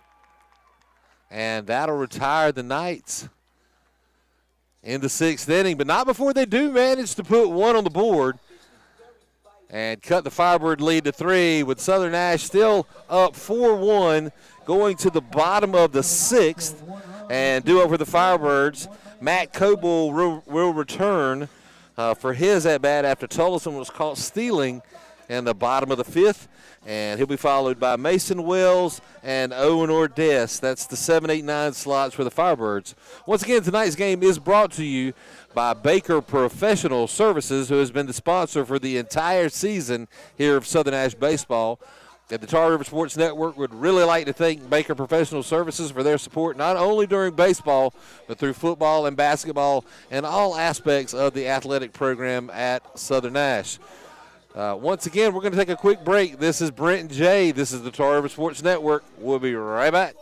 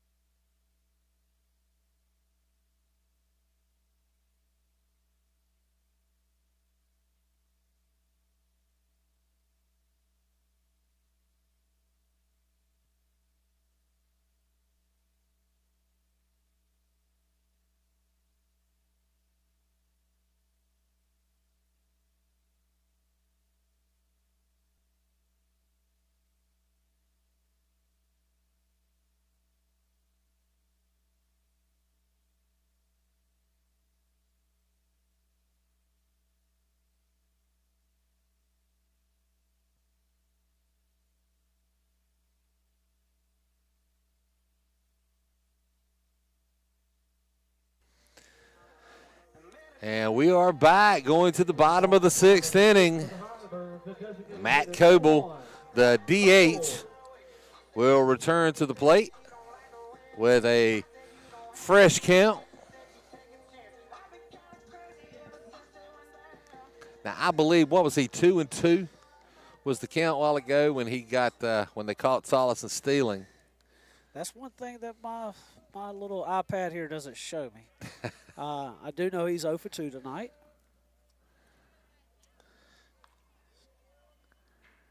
Tevin Jones coming out with the first pitch strike there. Oh, low strike too.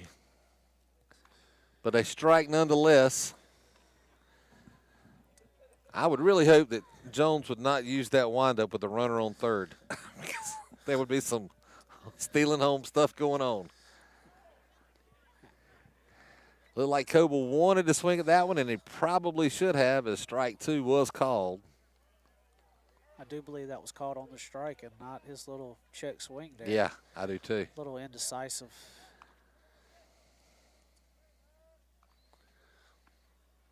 And that'll miss outside. Tried to find the outside corner, but. Oh, it wouldn't matter. 1-2 count. Pitch is delivered. And it's a high ball. 2-2 count.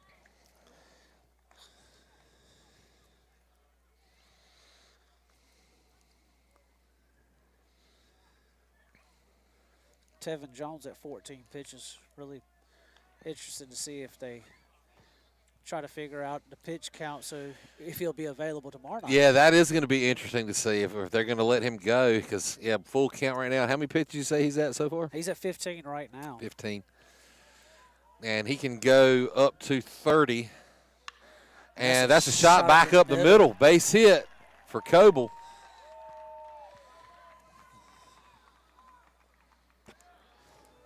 And that's 2 innings in a row. Leadoff batter has found his way up to first base. Yes. Second baseman, number 2, Mason Wells.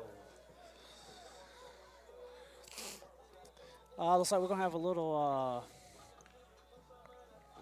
pinch runner here. Who is that coming in, Brent? Sam Wheaton will come in to run.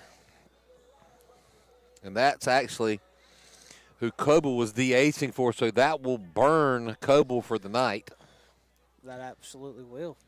So Coble's done for the evening, but he did his job, got on base. Sam will be hitting for himself the rest of the night. Well, Coble's actually listed as a starter. Starters can re-enter, so he can re-enter as long as he comes back in that spot. Right. So but I will say Sam Wheaton is the fastest runner on this team. Crazy speed. And that hits him.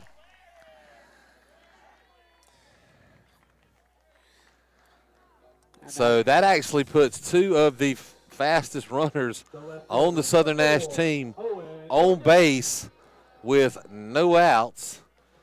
Owen Ordess, the left fielder, batting in the 9 spot, now up.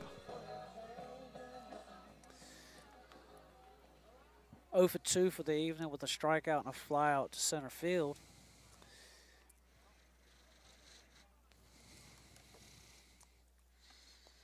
And that was a hard hit ball he had to, that was actually the right. Was that the right or was that the center in his last at bat? To the right fielder. Right fielder made the play. That was. And that was a hard hit ball and going backside. So we'll see if he can catch up with Jones here. Shows bunt. And once again, they can't get the bunt down. Blues plagues Southern Nash.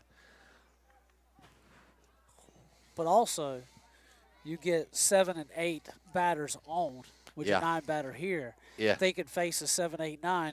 You don't think you're going to be facing your 9 guy with runners on first and second. Right. No outs. There again, bottom half of the lineups really can't hurt you. High school baseball, you never know who is going to be that guy that hurts you. Very true. And honestly, the bottom half of the lineup has really come through a lot this year for Southern Nash. Now, Landon has had the big hits, and there's been some home runs at the top. But a lot of the more consistent plays have been the bottom of the lineup. The drop third strike. The runners go to advance. The throw down to third will not be in time. As I said, Wheaton, the fastest runner on the Southern Nash team. He's going to be called safe.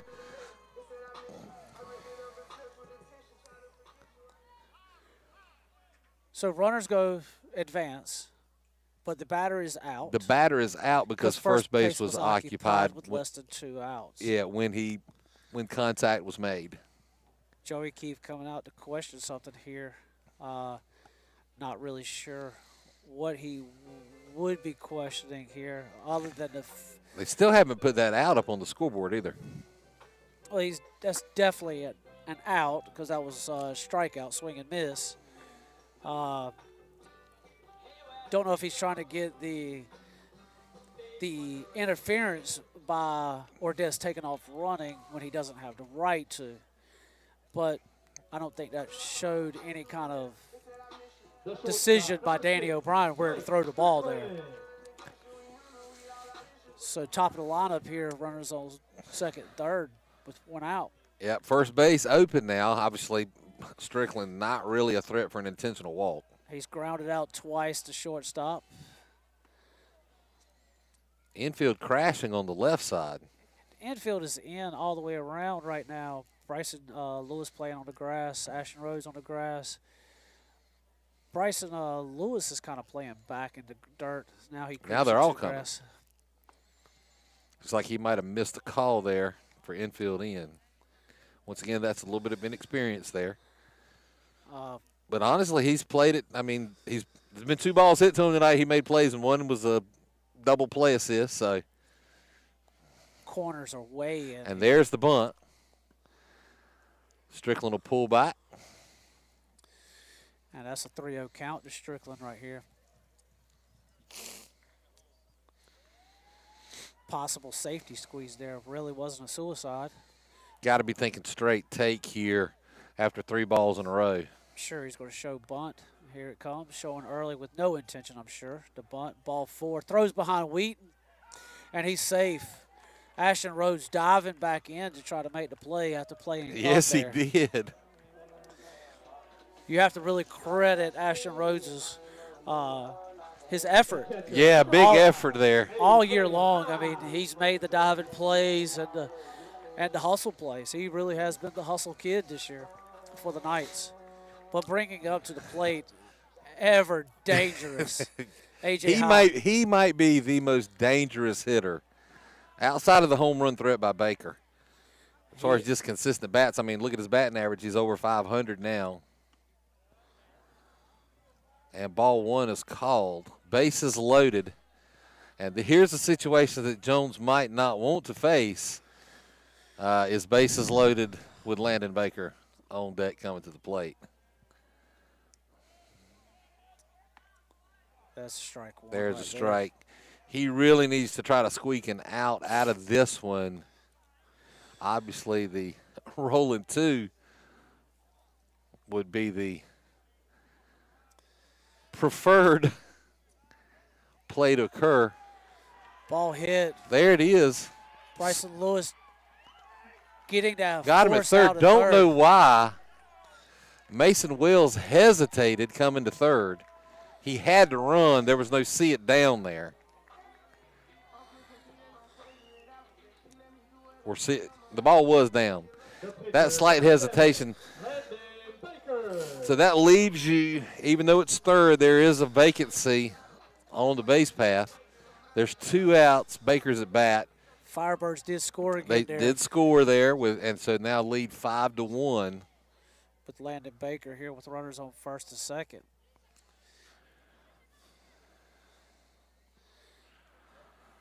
Nice block there by O'Brien to keep it in front of him in the field of play.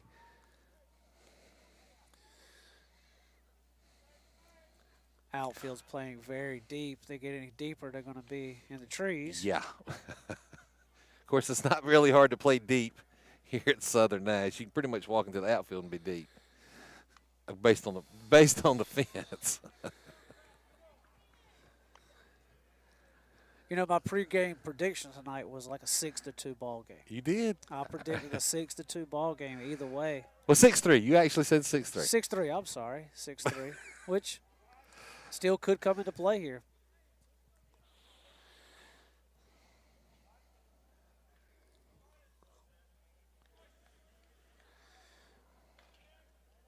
Baker digging in here. Laid off the hop. That looked like a little hook. Maybe a little slide piece there. Yeah, almost got it to drop in there. I don't think that was a bad pitch. Definitely not a lot of velo for Landon to get a hold of, but it's 2-1 now with 2 outs. Comes back with a fastball, high fly ball, and foul And that territory. one will think he's gonna get run out of room. play. And I got to tell you, looking down that sideline to see that many people running to get out of the way, it's just something you don't see at high school baseball games. There is a really nice crowd here tonight to see this game. Obviously, I mentioned earlier in the broadcast the importance of tonight's game, and it should be thrust upon. Should the score hold, it obviously throws even more importance into tomorrow night's game. Nice block by Danny O'Brien to keep Strickland at second there. I think they're pretty – honestly, you know, it's now 3-2. They're not going to give Landon anything in the zone. It would be crazy. This would be a mistake here if they threw something in the zone. So we'll see what happens, especially with the base empty. Danny O'Brien definitely setting up a little outside here. Low fastball with a walk. Loads the bases up for Keegan Wallace coming up. And you know, a lot of people don't give Keegan a lot of credit. You know, I'll give credit. You know, Landon had that fantastic outing against Bunn earlier this year when he hit 3 home runs, 10 RBIs, 2 grand slams. But what a lot of people don't realize, Wallace hit right behind him and went 4 for 4 that night. So there won't really a whole lot of, we'll pitch around Baker and get to Wallace. We're still going to score those runs. Now, I mentioned to Keegan the next night, I said, I'd be feeling kind of away with Landon for stealing all my RBIs and kind of a joke with him. But, you know, Keegan is definitely a threat with the bat. And right now he's ahead 1-0 after that first pitch ball. Well, prior to his injury, coaching him in the Tobbs League, he was probably the most consistent bat. Solid. This year. Another high curveball there. And it's 2-0. And, of course, I can tell you his Trip Wallace, his dad, played high school baseball and played some baseball at ECU, I think some club ball. And so he played for Billy Godwin. And Keegan's been brought up well, and his dad's worked with him hard through the years. Obviously. Fastball. Falling behind in the count here, 3-0 Tevin Jones is. So obviously that work ethic has paid off. But 3-0, Jones has really got to bear down here. He does. You got to think 3 fastballs right here. And he lands a strike. That was a straight take there from Wallace. Really kind of surprised Brewer didn't give the green light there, knowing fastball coming down Main Street right there with a bat like Keegan Wallace. But 3-0 and 2 outs. I don't know. Another fastball for That's a ball. 4. Oh, that pitch looked good from here, though. Wow, there was some hesitation all the way around. Oh, there was not a base open. I'm sorry. No, there was no base open. That's a run walked in. It's now 6-1. That was 4 straight. That's right. So one side of your prediction is now we're there. And it looks like Coach Keefe maybe get ready to make another change with Peyton Clay maybe coming to the mound here. Is that? Oh, that's Peyton coming out. Okay. And that. Or is he going to right and Logan coming in to pitch? Well, Logan is coming in. And that has Tevin Jones at 38 pitches.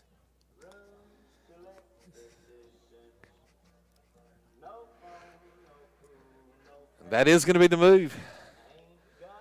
Looks like Clay is going to go into right field. Denton will come in to take over duties on the bump, and that'll be the night for Tevin.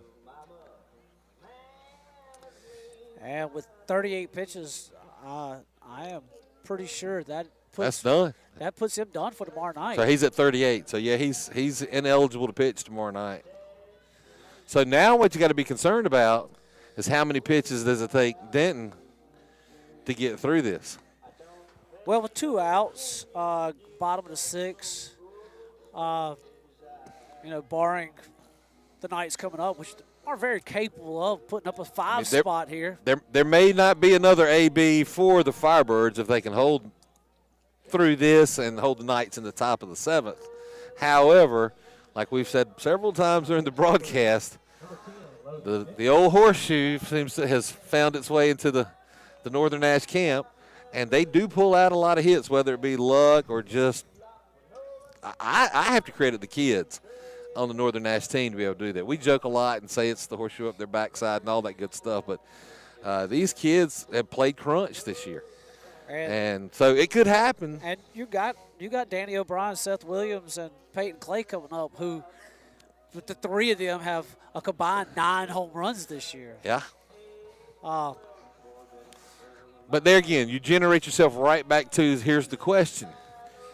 If Northern is able to mount something enough to even tie it up, or they have to at least tie it, to take us to the bottom of the 7th inning, how long do you let Denton go? Well, that played into my scenario that we talked about earlier today. Was you could bring in Kamash. If we take something happens crazy, we take a lead, do you bring in Kamash to win this game? Who is slotted to start tomorrow night, senior night at home. And by the way, senior night tomorrow night at Northern Nash is going to be huge, especially if this game continues the way it goes. Absolutely. Logan coming out missing with that outside pitch. Football 1 here to Grayson Curtis. Another one of the seniors that were honored here tonight. Wow, that was a low strike there. That was called strike. Grayson Curtis, he could be having the best day of his life or the worst day of his life. You can't tell by his expressions. No, you can't. He is probably one of the most nonchalant kids I have ever been around. Love him to death. I absolutely appreciate, love his parents to death. His dad, Jeff, is a really good friend of mine. And I guess just coaching Grayson for all these years, like you're saying, you just learn how he is, and you just respect him and appreciate him for just being Grayson. And there's a shot to Bryson Jenkins there at shortstop. Nice play from Sunshine out there to close things out for the Knights. That's going to leave 3 stranded for the Firebirds, but not before some more damage is done. And it's now a 6-1 lead for the Firebirds going to the top of the 7th inning. And Baker will see. I'm pretty sure he's going to come back in to close this thing out. He has 98 pitches right now. He's at 98. Landon Baker's at 98 pitches. And in high school baseball, the cap is 105. 105, He could depending on the last batter. Complete that last batter. So Landon has, 7 pitches. I got to imagine he's not going to get through his complete inning with 7 pitches. So we'll possibly see a pitching change here in the 7th. So now here's a scenario for Southern Nash. What do? Grayson Curtis is slotted to be the starter as it stands right now tomorrow night. Do you let Curtis come in?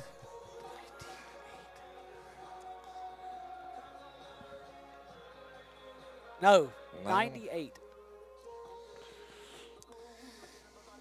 And we're getting asked by fans. They're coming up wondering how many pitches Landon's got.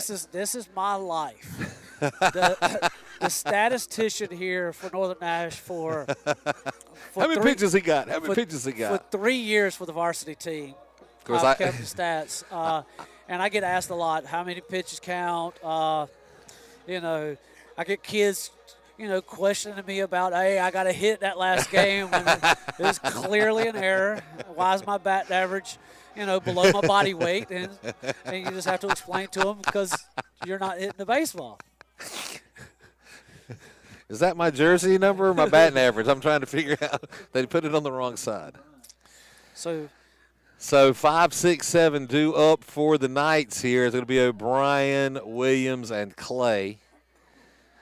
And the last attempt here for the Knights to get back in this game, trailing by 5. Danny O'Brien, hard hit ball. Way out of play.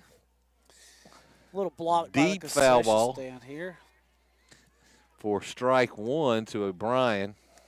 Landon Baker wasting no time here either. Landon Baker just hit the triple-digit mark, 100 pitches. 100 pitches, so he's down to his last 5 pitches. Most likely will face Williams.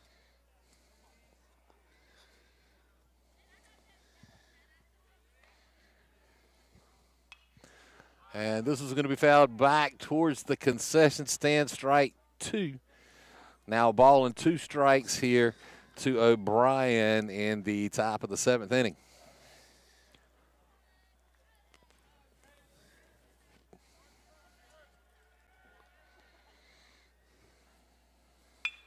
Hard ground and that's ball. That's going to be hit middle. back up the middle, fielded by Mason Wells. Throws it away, though. Air mails it into the dugout.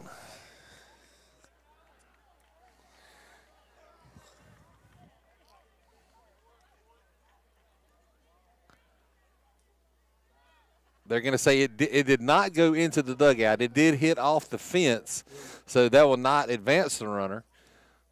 O'Brien will step out, and a courtesy runner will step in, and that is Tristan Murray in to run for O'Brien. Making a nice play there. Hate to charge him, but that is a throwing error by Mason Wells. Maybe the first error by the Firebirds tonight. No, we had the one throwing error from Blake Strickland in the first inning. That is true.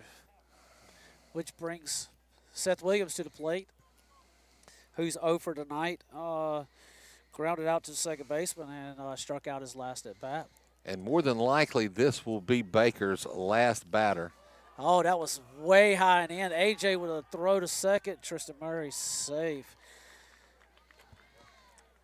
Talking about some So shit. the wild pitch. I'd have to definitely charge that one wild pitch. Seth is Seth's sitting there with his hand on his hip talking to AJ High like, hey, you didn't have to do me like that. Landon Baker at 103 right now, so this will be his last batter faced tonight. Unless Seth puts the ball in play here, he can face the next batter. This is true. And that is ball. 2-0 count now to Williams. So now we're at 104. This will be the 105th. This will be Landon Baker's last batter face tonight.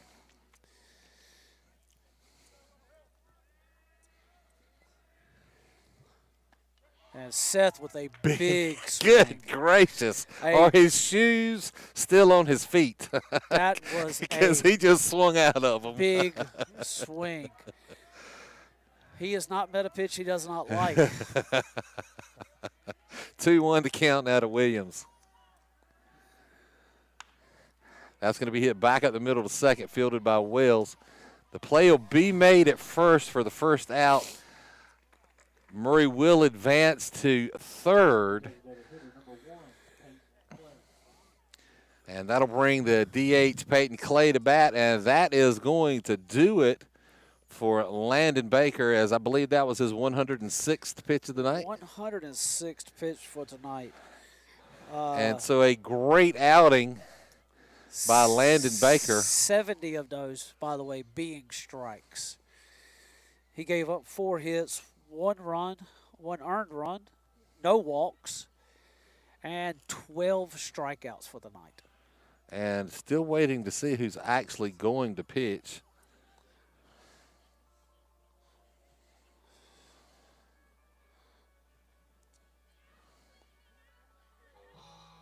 Looks like they're going to put Strickland into pitch.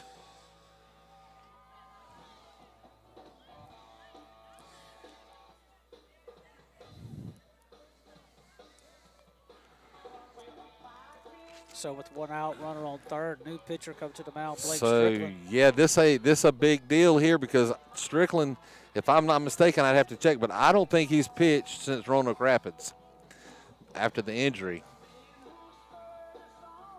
Now pitching for the Firebirds, number 6, Blake Strickland. And was he the losing pitcher in that situation? I believe he was. Or, no.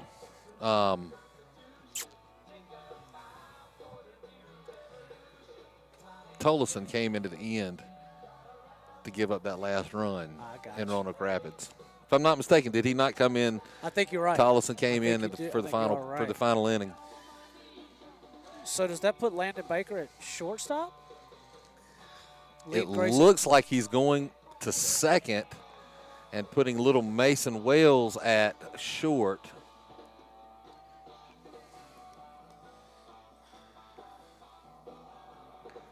I got to think this is a situation where Brewer will not let Strickland go very long. Struggling a little bit warming up right now. 5-run lead with 1 out. You are at the we're at the 7th spot in our lineup with Peyton Clay, who has been on a tear here.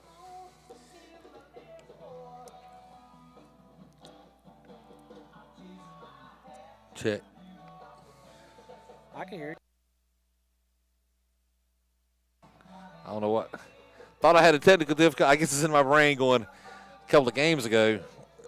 My audio man did not pick up that my mic was turned off. I'd hate for us to be having all this conversation and no air. We're good over there, Mr. Broadcast Man, right?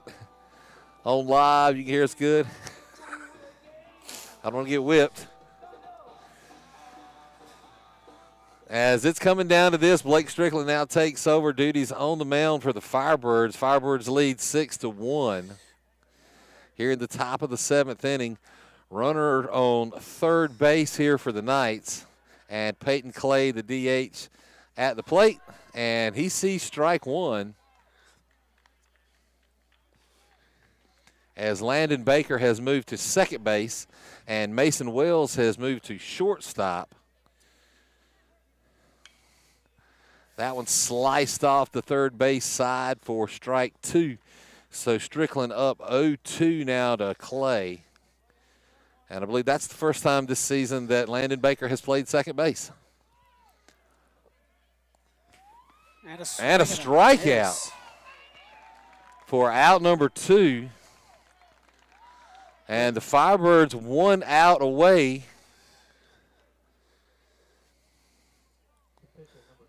Bringing up our other throw left, bat right guy, Logan Denton.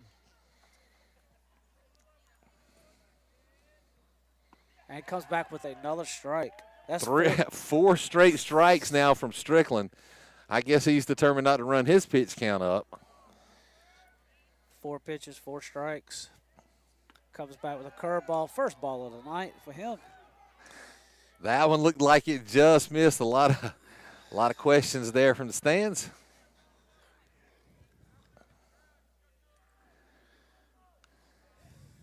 As that'll hit off the mid of high.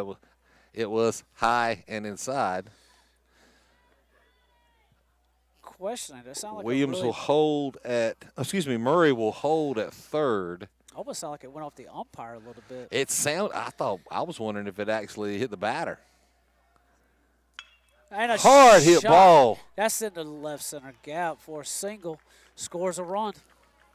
So nice hit there from Denton. The second baseman, number 8, Bryson Lewis. With the RBI, closes the lead to 4. Lead now 6-2, Southern Nash over the Knights, with Bryson Lewis, the second baseman. Who got a hit his last at bat. First hit of the season, if I recall. Pick off attempt. If that throw was there, he was out. Yeah. Had Peyton Clay completely Logan Denton leaning at first base. Ball gets away. Logan up safe at second. That moves another runner into scoring position.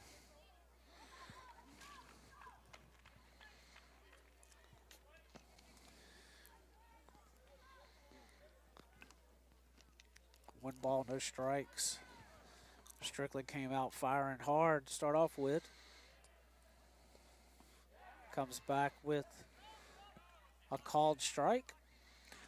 I missed it. I kicked off of AJ's glove. I think that was a called strike. Yes, it is 1 ball, 1 strike now. 2 outs. Top of the 7th inning. Ball in the dirt. 2-1. Unusual to see that called strike, especially when it kicks off the catcher. Catcher definitely not helping the pitcher out in that situation. No.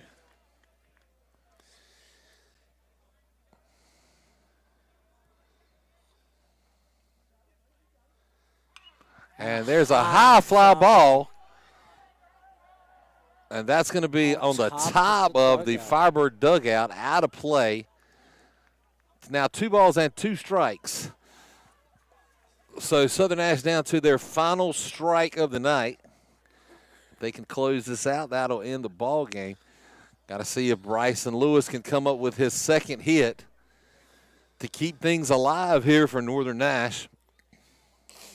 Blake Strickland only with 11 pitches this inning.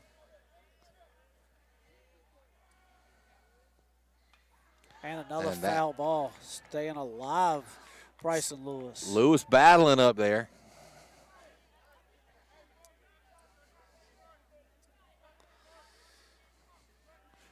And, of course, if Lewis gets on, that takes Northern Nash back to the top of their lineup. And a whole lot of threat. That's a high curveball. Bryson Lewis literally almost ducked out of it. Gave up on that very early. Yeah, that thing came back across. That was a I can see the Firebird coming out of Brent right yeah. And a swing and a miss. And that will end the game as Southern Nash takes game 1 of this week's series and puts all the money on tomorrow night's game as the Firebirds travel to Red Oak to face Northern Nash on their senior night in a winner-takes-all Big East Conference championship matchup. This is what high school baseball is all about, and it is extremely exciting to be a part of it. Once again, I want to thank tonight's sponsor, as well as the entire baseball season, Baker Professional Services, and a special thank you to my good friend Jay Williams, who stood in to help me with the commentary tonight. It's nice to have a wingman and not be flying solo. And I guess now you have to put on your Baker Professional Services hat, your Dan Baker hat, and walk out of here. But I thoroughly enjoyed it, and I hope you had a good time, and hopefully you'll join me again sometimes. Thank you for having me. I absolutely enjoyed it. And with that, everybody, we will see you tomorrow night. It is Southern Nash versus Northern Nash in Red Oak tomorrow night, 6:30. Winner takes all, Big East Conference. This is Brent Cohn once again with the Tar River Sports Network. And for now, I'm out.